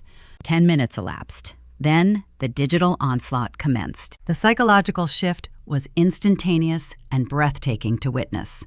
For 4 days, my family bombarded me with furious texts about a ruined aesthetic, a deserted altar, and social embarrassment. They operated under the delusion that a canceled reception was the pinnacle of human tragedy. They thought they controlled the narrative. The contents of that letter obliterated their illusion. The outrage over a ruined party vanished, replaced by the sheer existential terror of a federal indictment. My phone illuminated. A call from Diane. I watched the screen glow as the device vibrated silently on a cork coaster. I let the call roll to voicemail. A call from Richard immediately followed. Then a call from Harper. I did not move my hand to answer a single one. I leaned back in my ergonomic desk chair, letting the symphony of unanswered rings wash over me. For 34 years, they demanded my immediate attention to extinguish their self-inflicted fires. Today, I let them burn. A new audio icon popped up in my inbox. My father left a message. I clicked play, channeling the sound through my noise-canceling headphones. Richard built his entire identity around the perception of upper-middle-class respectability. He spent decades as a regional sales director who never achieved the executive promotion he coveted. He compensated for his professional stagnation by ironing his polo shirts and paying exorbitant country club dues to project an aura of effortless wealth. He masked a reality of drowning debt behind polished golf clubs and leased luxury sedans. The concept of a police cruiser parking in his driveway to execute an arrest warrant represented his ultimate nightmare. His voice, usually booming with unearned authority, now trembled like a fragile leaf in a monsoon. "Alaya, please pick up," he stammered. The background noise indicated he was pacing rapidly across their hardwood floors. "We received a packet from a law firm. There is a terrible misunderstanding here. You cannot involve external authorities in a private household matter. We need to convene a meeting tonight. Just the 4 of us. We can resolve this quietly. Please do not do anything rash. Call me the second you hear this." I stopped the playback. The subtext was glaringly obvious. He did not dispute the facts of the forgery. He did not deny the theft. He merely begged to keep the crime contained within the walls of the family dynamic where he still falsely believed he held the power. He wanted a closed-door meeting to deploy guilt tears and emotional manipulation. He wanted to sweep a felony under the rug of familial obligation. I archived the audio file next to the notary confession. His panic confirmed my victory. Meanwhile, Harper confronted a unique, dual-layered nightmare. She read the letter demanding the immediate return of the stolen equity. She knew her parents lacked the liquid assets to cover that staggering sum. She recognized that Diane and Richard, faced with the prospect of wearing orange jumpsuits, would eventually sacrifice her to save themselves. The golden child status offered no immunity against a grand jury subpoena. Desperate for a financial bailout, she reverted to her oldest survival tactic. She sought a wealthy savior. The pristine influencer facade she cultivated was useless in a legal battle. She needed hard cash to hire defense attorneys and repay the stolen funds. According to the timeline of events I reconstructed later, Harper attempted to contact Julian. She bombarded his phone, his email, and his architectural firm reception desk, begging for an emergency cash infusion to fix a misunderstanding. She believed she could still manipulate him with her tears. Her efforts hit a reinforced steel wall. Julian did not answer. Instead, a courier arrived at Harper and her apartment an hour after the demand letter dropped. The messenger delivered a separate, equally devastating legal binder. Julian retained his own litigators following his exit from the wedding. They served her with formal paperwork initiating a civil lawsuit to recover every single dollar he spent on the venue, catering, and floral deposits, citing fraudulent inducement. The wealthy architect she intended to bleed dry just locked the vault and initiated a counterattack. Harper possessed no job, no groom, and no remaining leverage. The fabricated empire she constructed out of my stolen equity collapsed into a pile of worthless rubble. She sat isolated in her expensive apartment, surrounded by designer handbags she could not eat and aesthetic furniture she could no longer afford. The silence I maintained reverberated through her panic. I did not argue. I did not engage. I simply held the digital ledger, waiting for the 14-day countdown clock to expire. The absence of my voice became the loudest sound in their crumbling world. They were accustomed to my steady presence solving their problems. My strategic withdrawal starved them of the oxygen they needed to survive.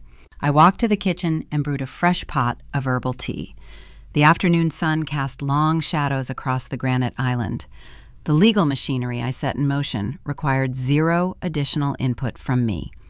The gears turned, grinding their illusions into dust. Cornered animals, however, rarely surrender without thrashing against the cage. My sister realized her entire existence teetered on the brink of annihilation. She lost her wealthy fiancé. She faced the wrath of parents who were about to lose their retirement funds to keep themselves out of prison. She possessed no allies. In a state of total desperation, Harper decided to make one final dangerous play. Wednesday evening brought a dry, dusty wind across the valley. I sat at my granite island with my phone resting flat on the cool stone. The speakerphone broadcasted the tired voice of Julian Sterling. We spoke for the past 40 minutes. Our conversations no longer revolved around wedding logistics or polite pleasantries. We functioned as two survivors comparing notes after a shipwreck. Julian explained the lawsuit his attorneys drafted. He detailed the exact sums he spent on the Sedona venue, the imported orchids, and the custom catering.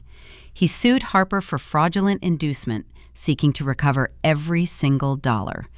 He spoke with a quiet, methodical detachment that mirrored my own forensic training. He was an architect dissecting a collapsed building. She called my office 12 times today, Julian said. He sounded exhausted. She left voicemails claiming my parents are trying to ruin her. She said she needs a bridge loan to hire a defense team because you are trying to extort the family. I took a sip of iced water. The condensation dripped down the glass. She lacks the liquidity to hire a defense team. The demand letter cornered her. She realizes her curated empire is bankrupt. The sharp chime of my video doorbell interrupted our analysis. I tapped the security application on my tablet. The high-definition camera feed loaded. A figure stood on my front porch, illuminated by the amber glow of the exterior sconce. It was Harper. I stared at the screen. The transformation was staggering. 5 days ago, she was a pristine vision in French lace, commanding a luxury desert resort. Tonight, she looked like a frantic stranger. Her blonde hair hung in tangled, unwashed strands. She wore a stained, oversized collegiate sweatshirt and designer yoga pants. Her mascara was smeared beneath her eyes, leaving dark, bruised-looking shadows on her pale skin. She paced back and forth across the welcome mat, wringing her hands together. "Julianne," I said softly, "my sister is currently standing on my front porch." A heavy silence fell over the speakerphone. Then Julianne spoke. "Do not let her inside, Alaya. She is cornered. She will lie. I have no intention of letting her pass the threshold, I replied. But I want you to hear this. Mute your microphone and listen. I walked to the entryway. I unlocked the deadbolt and pulled the heavy wooden door open. The hot evening wind swept into the foyer carrying the scent of asphalt and sagebrush.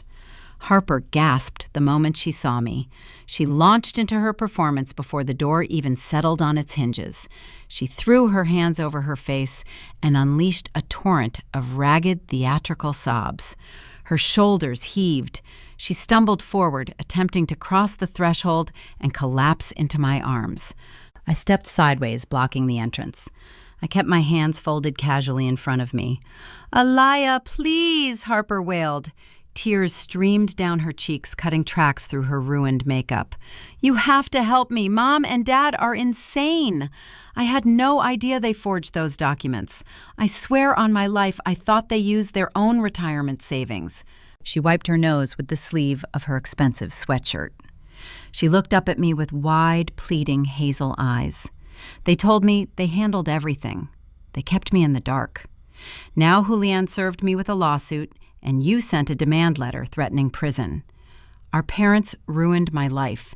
We have to stick together. We are sisters." The irony tasted like copper on my tongue. She banned me from her wedding via text message, claiming I was an embarrassment. Now faced with financial ruin, she attempted to invoke the sacred bond of sisterhood. I observed her physical tells. Her chest rose and fell in exaggerated heaving motions, but her breathing remained remarkably controlled.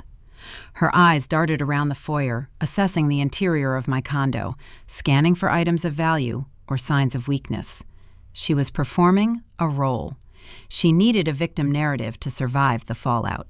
"You claim you possessed zero knowledge of the fraudulent home equity line of credit," I stated. My voice carried the flat, unyielding tone of an auditor verifying a discrepancy. "I swear it," Harper sobbed, grabbing the doorframe for dramatic effect. "They stole your identity to pay for the wedding. I am just as much a victim of their lies as you are." I reached into the pocket of my linen trousers. I retrieved a single folded sheet of paper. It was the printed ledger from my forensic audit, the document I compiled using backdoor vendor payment registries. "That is a fascinating defense," I said, unfolding the crisp white page, "because a forensic analysis of the stolen funds reveals a very different narrative." I held the paper up to the porch light. I pointed to the third line item on the spreadsheet. "The bank dispersed the stolen equity into a joint account owned by Richard and Diane," I read aloud. "From there, the funds dispersed to various vendors. However, a sum of $40,000 bypassed the wedding entirely. It wired directly to a corporate entity registered in Delaware." Harper stopped crying. Her hands slowly dropped from the doorframe. The frantic energy drained out of her posture. "The managing member of that entity is listed as Harper Aesthetic, LLC." I continued, keeping my eyes locked on her face. "You diverted $40,000 of my stolen home equity into a hidden corporate structure under your exclusive control." She stared at me. Her jaw tightened. The wet tears remained on her cheeks, but the sorrow vanished from her eyes. "I tracked the outgoing payments from your hidden account," I said. "I delivered the final fatal blow. You did not use the money to pay for catering or floral arrangements. You wired the entire sum to a boutique public relations firm in Los Angeles. You hired them to secure a multi-page feature in a prominent national bridal magazine." The silence on the porch grew heavy and suffocating. The desert wind rustled the leaves of the potted agave plant near her feet. She did not steal my equity out of desperation. She did not do it for love. She orchestrated a felony to buy her own fame. She intended to utilize my credit score to launch her career as a high society influencer. She purchased media coverage to immortalize a fraudulent fairy tale. The mask slipped. The transition was terrifying to behold. Harper dropped the victim routine in an instant. Her spine straightened. The tearful, vulnerable younger sister vanished, replaced by a cornered predator. Her hazel eyes hardened into shards of dark glass. A cold, calculated malice settled over her features. She looked at me with unvarnished hatred. "You were always a boring, pathetic accountant," Harper hissed. Her voice dropped an octave, sounding raw and venomous. "You sit in this sterile condo staring at spreadsheets because you have no real life. I was going to be somebody. I was going to build an empire. You ruined everything because you are suffocated by your own mediocrity." She did not apologize. She did not deny the evidence. She simply attacked the person holding the mirror. I looked at the woman standing on my welcome mat. I saw no trace of the 6-year-old girl I once saved from a falling bookshelf. The dynamic was permanently broken. I was no longer the human shield. "The demand letter expires in 12 days, I said. "You will return the $40,000 or the district attorney will issue an arrest warrant." I stepped back and pushed the heavy wooden door closed. The deadbolt clicked into place with a loud, satisfying thud. I engaged the security chain for good measure. I walked back to the kitchen island and picked up my phone. The call remained active. "Did you hear that?" I asked. Julian let out a long, unsteady breath through the speaker. I heard every word. "My lawyers will add the $40,000 embezzlement to our civil filings tomorrow morning." We ended the call a few minutes later. I stood in my quiet, secure kitchen. The fake olive branch was snapped in half. The truth was out in the open. The battle lines were drawn in permanent ink. The 14-day countdown clock continued to tick. Soon the expiration date would arrive. My parents and my sister would have no choice but to enter the sterile, glass-walled conference room at my attorney's law firm. With all lies exposed and the threat of prison hanging over their heads, what happens when they are forced into the same room with the lawyers? The 14th day arrived. I sat inside the primary conference room at Navarro and Associates. Cold, filtered air circulated through overhead vents. Glass walls enclosed the space, creating an aquarium of impending consequence. Beatrice sat to my left, arranging 3 distinct file folders on the polished mahogany table. A large monitor dominated the far wall, displaying a high-definition video feed. Julian Sterling watched the room through the camera. He looked rested and impeccably sharp in a charcoal gray suit. He attended as an injured third party, observing the dismantling of the family that tried to defraud him. The heavy wooden door swung open. Richard, Diane, and Harper walked inside. The physical toll of the 2-week countdown was starkly visible on their faces. My father wore a suit that hung loosely on his frame. His usual ruddy complexion looked pale and sallow. My mother clutched a designer handbag like a flotation device. Her eyes darted nervously toward the video screen, recognizing the wealthy architect she desperately wanted as a son-in-law. Harper trailed behind them, refusing to make eye contact with anyone. She wore a modest beige sweater, attempting to project quiet humility. They took their seats across the wide table. The distance between us felt infinite. Beatrice initiated the proceedings. Her voice carried the clinical detachment of a surgeon preparing to operate. "We are here to discuss the demand letter served on the 4th of this month. We require immediate settlement regarding the fraudulent line of credit secured against my client's property." Richard adjusted his posture, attempting to summon his faded corporate authority. He spent his career masking incompetence with buzzwords. He clearly planned to employ the same strategy to talk his way out of a felony. He cleared his throat and leaned forward, resting his forearms on the mahogany surface. "Let us approach this pragmatically, Beatrice," he said. He used her first name to manufacture false familiarity. "The term fraud is a severe overstatement. We simply executed an early advance on Alaya and her future inheritance. It was a bridge loan designed to optimize family resources during a high-stress planning period. Alaya is a successful accountant. We knew she possessed the liquidity.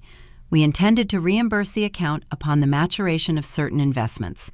It was a proactive financial maneuver, not a crime." I watched his lips move, marveling at his capacity for self-delusion.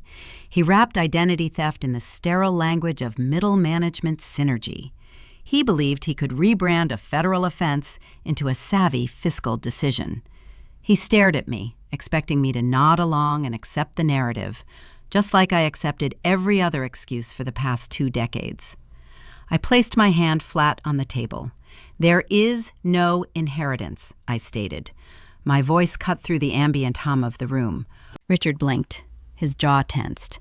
Alaya, this is a professional setting. Do not speak out of turn. We are trying to protect the family wealth. I slid the central file folder across the table. It stopped inches from his folded hands. I am a forensic auditor, Richard. When I discovered the forged document, I did not merely trace the stolen funds. I conducted a comprehensive review of your entire financial portfolio. I accessed the public property records and ran the associated background checks. I know exactly what your balance sheets contain. I watched the color drain entirely from his face. The polished executive persona evaporated, leaving behind a terrified, aging man.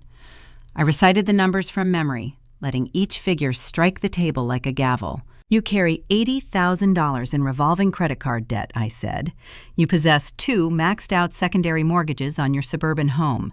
Your retirement accounts hold less than $40,000 combined. You leverage high-interest personal loans to pay your quarterly country club dues. You live paycheck to paycheck, suffocating under the weight of a lifestyle you cannot sustain. You possess 0 investments maturing. You possess 0 generational wealth. Diane let out a sharp gasp. She pressed a trembling hand over her mouth. Harper stared at her parents. Her hazel eyes grew wide with shock. The golden child suddenly realized the wealthy dynasty she bragged about was a hollow, rotting shell. Harper built her entire aesthetic brand on the assumption that her parents possessed limitless capital. Learning the truth in front of Julian and the lawyers broke her manufactured reality. You did not borrow against my future, I continued. My gaze remained fixed on my father. You plundered my present because your own accounts are barren. You stole my equity to fund a party you could not afford to impress people you do not even like. The silence in the conference room stretched tight. The undeniable data stripped away their defenses. They could no longer hide behind the illusion of upper-class respectability. Diane broke the quiet tension. She began to weep.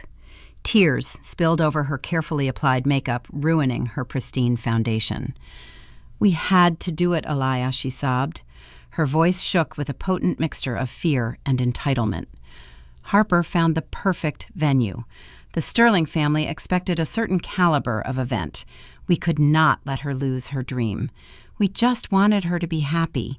We did it for your sister.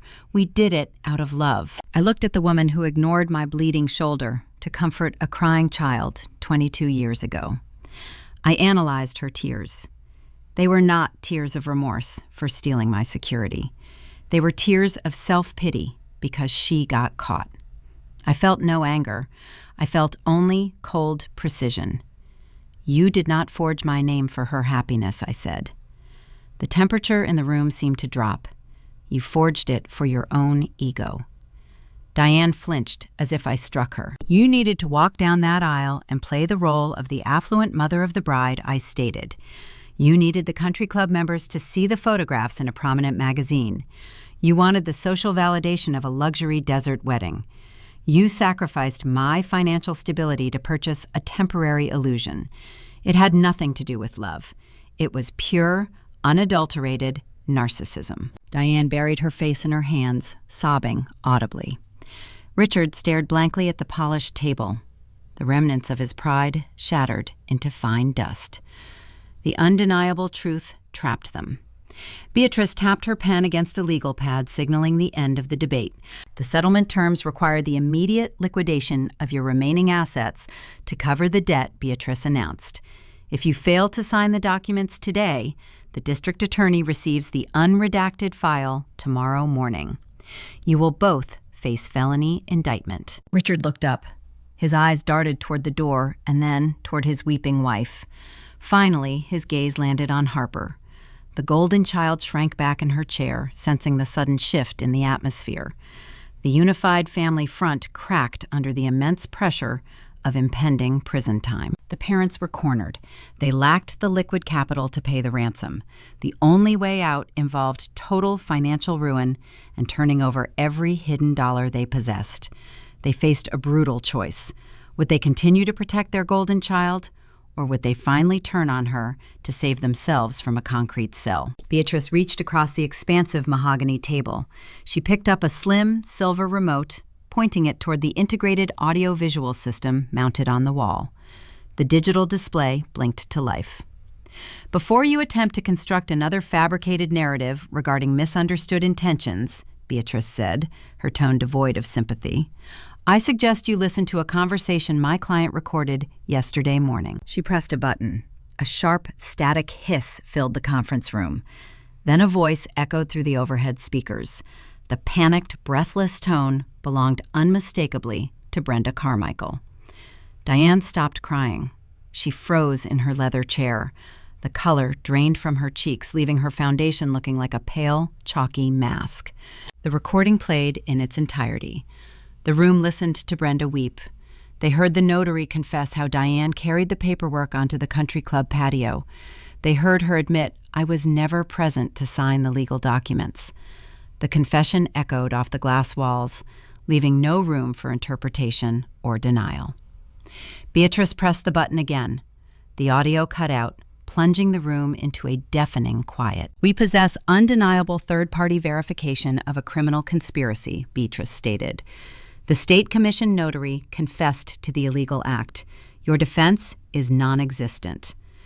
Richard opened his mouth to speak, but Beatrice did not allow him the opportunity. She retrieved a separate file folder from her stack. She withdrew a single sheet of paper featuring rows of highlighted spreadsheet data. She slid the document across the polished wood. It stopped directly in front of my father. Furthermore, Beatrice continued, we tracked the disbursement of the stolen equity. While a portion of the funds went toward deposits in Sedona, a substantial amount bypassed the wedding vendors entirely. Richard looked down at the ledger. He frowned, trying to comprehend the accounting codes. $40,000 routed into a hidden corporate entity registered in Delaware. I interjected. My voice remained steady and cold. The entity operates under the name Harper Aesthetic LLC. Your daughter hijacked the stolen capital to hire a boutique public relations firm.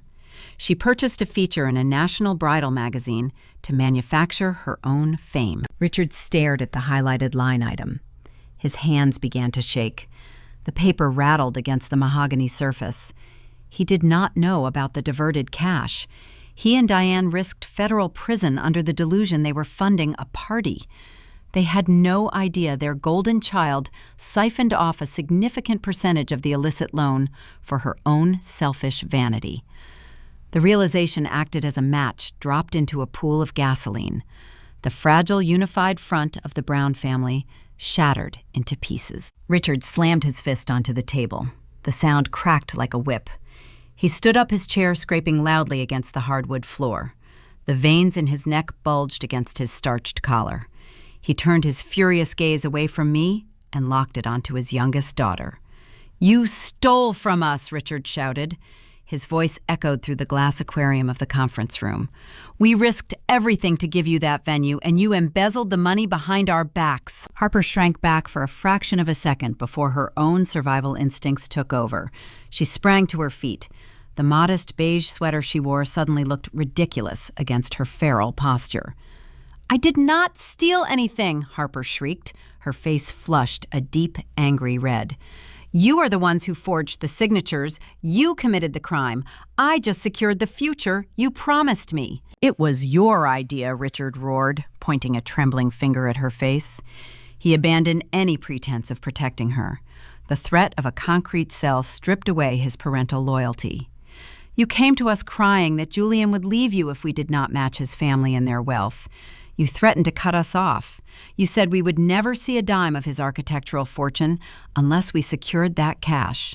Diane let out a loud, hysterical sob. Harper, we took out a second mortgage to pay for your college. We are drowning. You said Julian would take care of us once the rings were exchanged. Julian was supposed to be my husband, Harper yelled, her voice cracking under the strain. She gestured wildly toward the video monitor, where Julian watched the carnage unfold in real time. I had to lock him down because you two are pathetic financial failures. You live in a fantasy world. You spend thousands on golf clubs while your credit cards decline at the grocery store. I had to build my own brand because you had nothing left to give me. We gave you everything, Richard bellowed. Spittle flew from his lips. We coddled you. We prioritized you. We committed a felony to fund your delusions. And you threw us under the bus for a magazine article. You are the ones going to jail, Harper sneered, her lips curling into a cruel smile. My name is not on that loan agreement. I did not forge anything. I am walking out of here, and you are going to take the fall. The room descended into a chaotic, toxic crossfire. They hurled insults and exposed decades of hidden resentments. They traded accusations of greed, incompetence, and profound selfishness. The polite veneer of upper-middle-class respectability evaporated. They acted like cornered animals trapped in a shrinking cage, willing to chew off their own limbs to escape. I sat in my ergonomic chair. I did not raise my voice. I did not intervene. I folded my hands together, resting them on my lap. I watched the spectacle with a deep, clinical detachment. For 34 years, these people called me an embarrassment. They deemed my practical nature boring. They claimed my presence ruined their curated aesthetic. Now they tore each other to shreds in a sterile corporate office, exposing the ugly, rotting core of their dynamic. I glanced at the large video monitor mounted on the wall. Julian Sterling sat in his charcoal suit, observing the destruction of the family he almost joined. His expression betrayed a mixture of horror and profound relief. He heard the confirmation of Harper and her extortion. He heard her admit she targeted him for his wealth to save her bankrupt parents. Julian looked directly into the camera lens. His eyes met mine across the digital connection. He offered a slow, solemn nod, acknowledging the closure he just received.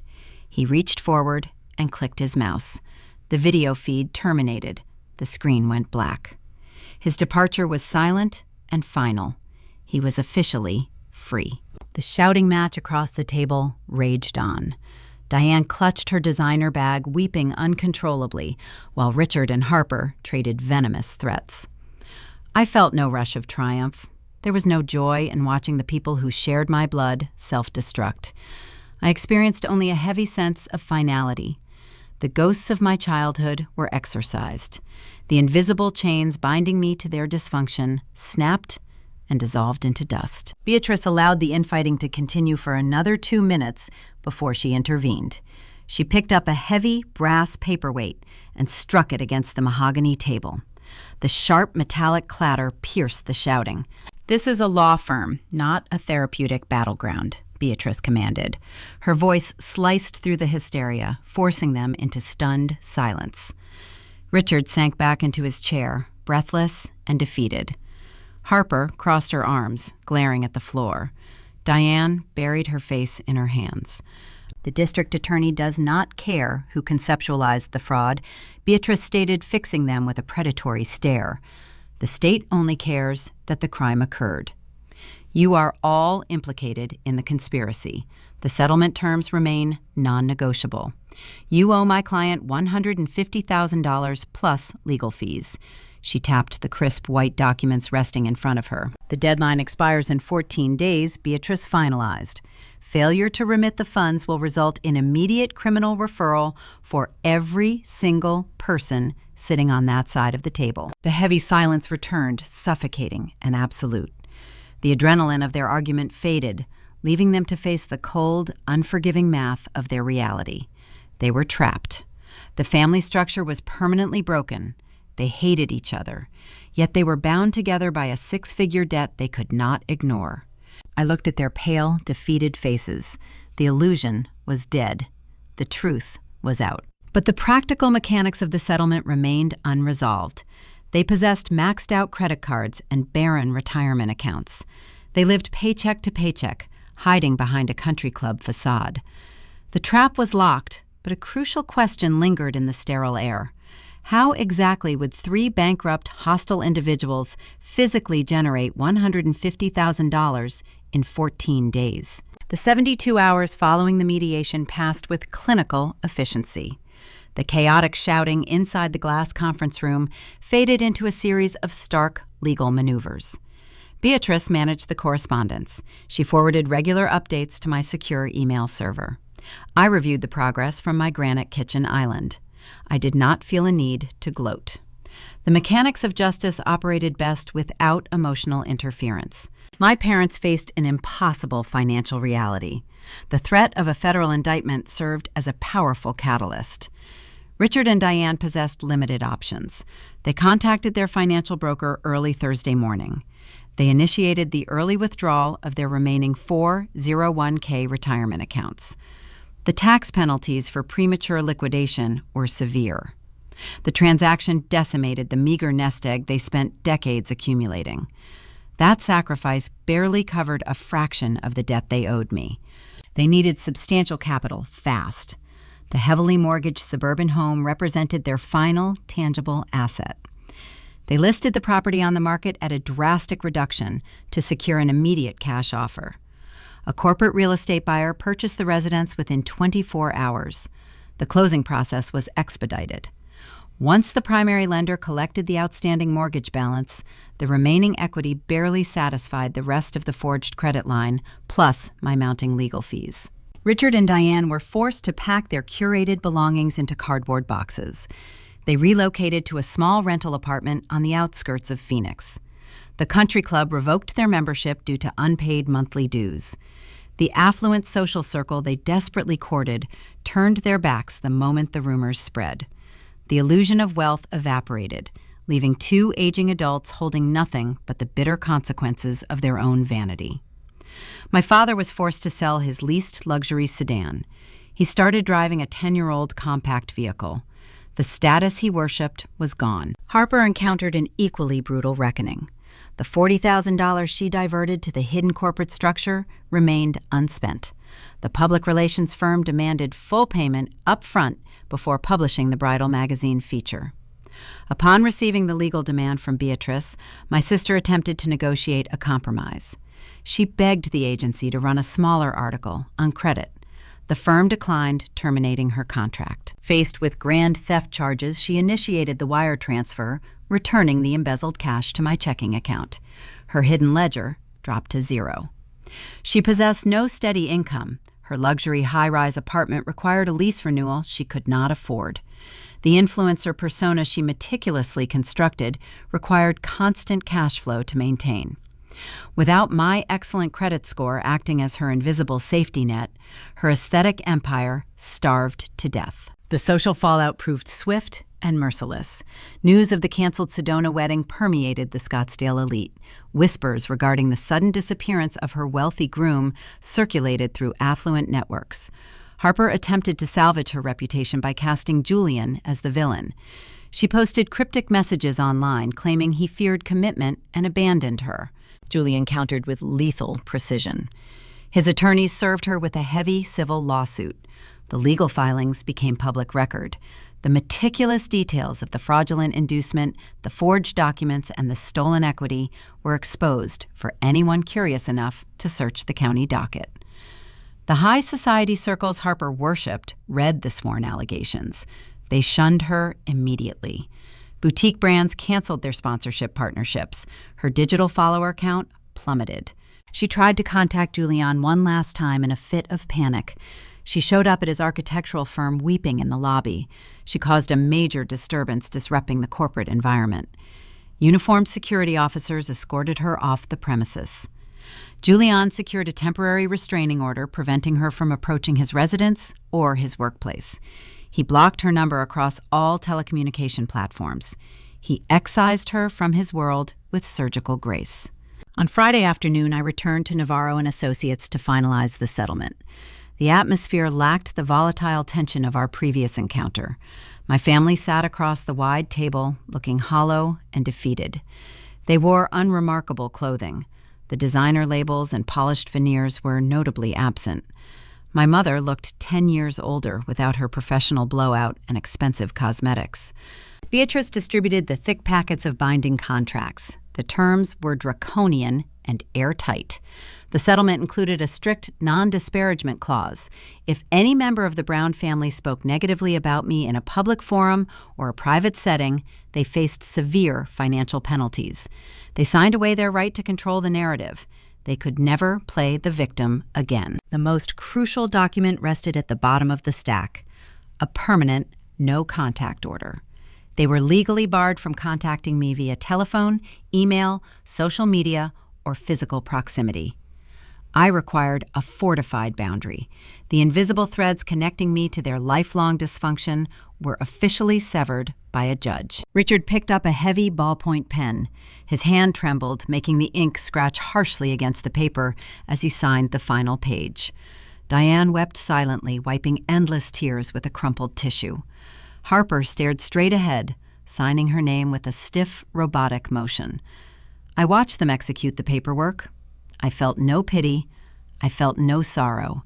I experienced a profound analytical detachment. They traded their future to fund a fantasy. The bill simply came due, and I collected. I signed my portion of the documents using my authentic signature. I slid the paperwork back to Beatrice. We stood up from the mahogany table. I did not offer a parting glance. I did not deliver a dramatic final monologue. The victory required no theatrical dialogue. I turned my back on them and walked out of the conference room. I returned to my condominium as the sun dipped behind the Camelback Mountains. I opened my laptop and logged into my banking portal. I monitored the digital ledger. The settlement stipulated the funds must clear before sunset to avoid the criminal referral. I sat in the quiet dusk, watching the glowing monitor. The air conditioning hummed a steady rhythm. The refrigerator motor purred softly in the background. At exactly 5:45, the dashboard refreshed. A series of incoming wire transfers populated the transaction history. The green numbers glowed against the stark white background. The full $150,000 returned to my checking account, extinguishing the fraudulent line of credit. A separate transfer covered the totality of the legal expenses incurred by Navarro and Associates. The phantom debt vanished. The financial bleeding stopped permanently. The crime was erased from my credit report as if it never happened. I leaned back in my leather chair. There was no grand explosion. There was no cinematic confrontation filled with soaring orchestral music. There was only the quiet, reassuring hum of bank wires clearing. The family that viewed me as a limitless resource was now legally barred from speaking to me. The parasites were eradicated from my ecosystem. I closed the laptop. The screen went dark. The silence in my home felt distinctly different tonight. It was not the heavy, oppressive silence of banishment or exclusion. It was the vast, open quiet of genuine freedom. I stood up and walked toward the floor-to-ceiling windows looking out over the glittering desert city below. The emotional and financial leeches were gone forever. The fortress I built belonged entirely to me. I survived the extraction intact. The healing process could finally begin. But a lingering question remained suspended in the cool evening air. What does a life look like when you are no longer defined by the people who tried to destroy you? 6 months passed since the heavy wooden door of the conference room closed, sealing the fate of my former family. Today, the Scottsdale sun casts a warm golden light through my floor-to-ceiling windows. I stand in the center of my living room, holding a paint roller. The walls were once a stark, sterile white. Now I am rolling a rich, deep emerald green across the drywall. The color feels grounded and vibrant. The room smells of fresh paint and new beginnings. Beneath my bare feet rests a very peculiar drop cloth. It catches the stray splatters of emerald pigment, preventing them from staining my polished hardwood floors. The fabric is heavy ivory satin, interwoven with delicate, intricate lace. I step on a sequence of hand-stitched pearls, crushing them slightly under my heel to reach the upper corner of the wall. The transition over the past half year required a profound adjustment. For a decade, my nervous system operated on high alert. I functioned as a perpetual crisis manager, always anticipating the next financial disaster or emotional breakdown. The sudden absence of that chaos left a ringing silence in my ears. During the first few weeks, I kept waiting for a desperate voicemail or an overdue bill to shatter the quiet. But the trap remained locked. The legal boundaries held firm. Slowly, the ringing faded into a steady, unyielding peace. I wake up every morning at 6 o'clock. I grind my own espresso beans. I do not dread checking my phone. My bank accounts remain untouched by phantom auto drafts or manipulative pleas for emergency cash. My credit score sits at a pristine, flawless number. The energy I previously drained into a toxic black hole now flows entirely back into my own life. My forensic accounting firm recognized the increased focus and efficiency in my recent corporate audits. The senior partners invited me into the executive boardroom last month. They praised my analytical precision and offered me a promotion to regional director. I accepted the role and the substantial salary increase that accompanied it. Every single dollar I earn stays inside my own fortress. I spend my money on rare first edition books, fine wine, and quiet weekend trips to the mountains. I am cultivating a chosen circle of friends who value my intellect and my presence rather than my open wallet. I do not isolate myself from the past entirely. I occasionally meet Julian Sterling for coffee at the same industrial roastery in the Biltmore district where our paths violently converged 6 months ago. He arrived yesterday wearing a tailored navy blazer, looking rested and sharp. Our dynamic operates strictly on a professional level. We do not share a romantic entanglement. We share a rare, unique bond forged by surviving a mutual predator. We drank black coffee and discussed commercial tax codes and architectural zoning laws. He mentioned his firm just secured a lucrative contract to design a new corporate headquarters downtown. I congratulated him on the achievement. We spoke as equals. He respects my fierce independence, and I respect his analytical mind. We both walked away from the wreckage intact. He paid for his coffee, I paid for mine. The strict, permanent no-contact order ensures I never hear the voices of my parents or my sister again. However, the natural consequences of their actions echo through the public domain. Harper experienced a swift and unforgiving exile. Following the execution of the legal settlement, her curated lifestyle starved to death. She lost her luxury high-rise apartment. Boutique brands canceled their sponsorship partnerships the moment the civil lawsuit filings exposed her fraud. The affluent social circle she worshipped turned their backs, leaving her isolated and financially destitute. She needed immediate cash to pay rent for a modest studio apartment on the outskirts of the city. The designer wardrobe she purchased, using my credit score, proved insufficient to cover her basic living expenses. She was forced to liquidate her most prized possession. She listed her designer wedding dress on an upscale online resale platform. I found the digital listing on a quiet Tuesday evening. The photographs displayed the pristine $10,000 gown hanging against a cheap closet door. The description begged for a quick sale. I created an anonymous digital profile. I wired the asking price without negotiating and requested the garment be shipped to a secure post office box. When the heavy cardboard box arrived, I brought it into my kitchen. I laid the white satin across the granite island. The fabric felt soft and heavy. I retrieved a pair of heavy industrial shears from my desk drawer. I did not feel a rush of vengeance. I felt a deep, satisfying sense of symmetry. I drove the metal blades through the delicate lace, cutting the dress into large, jagged strips. The sound of the tearing satin echoed through my secure home.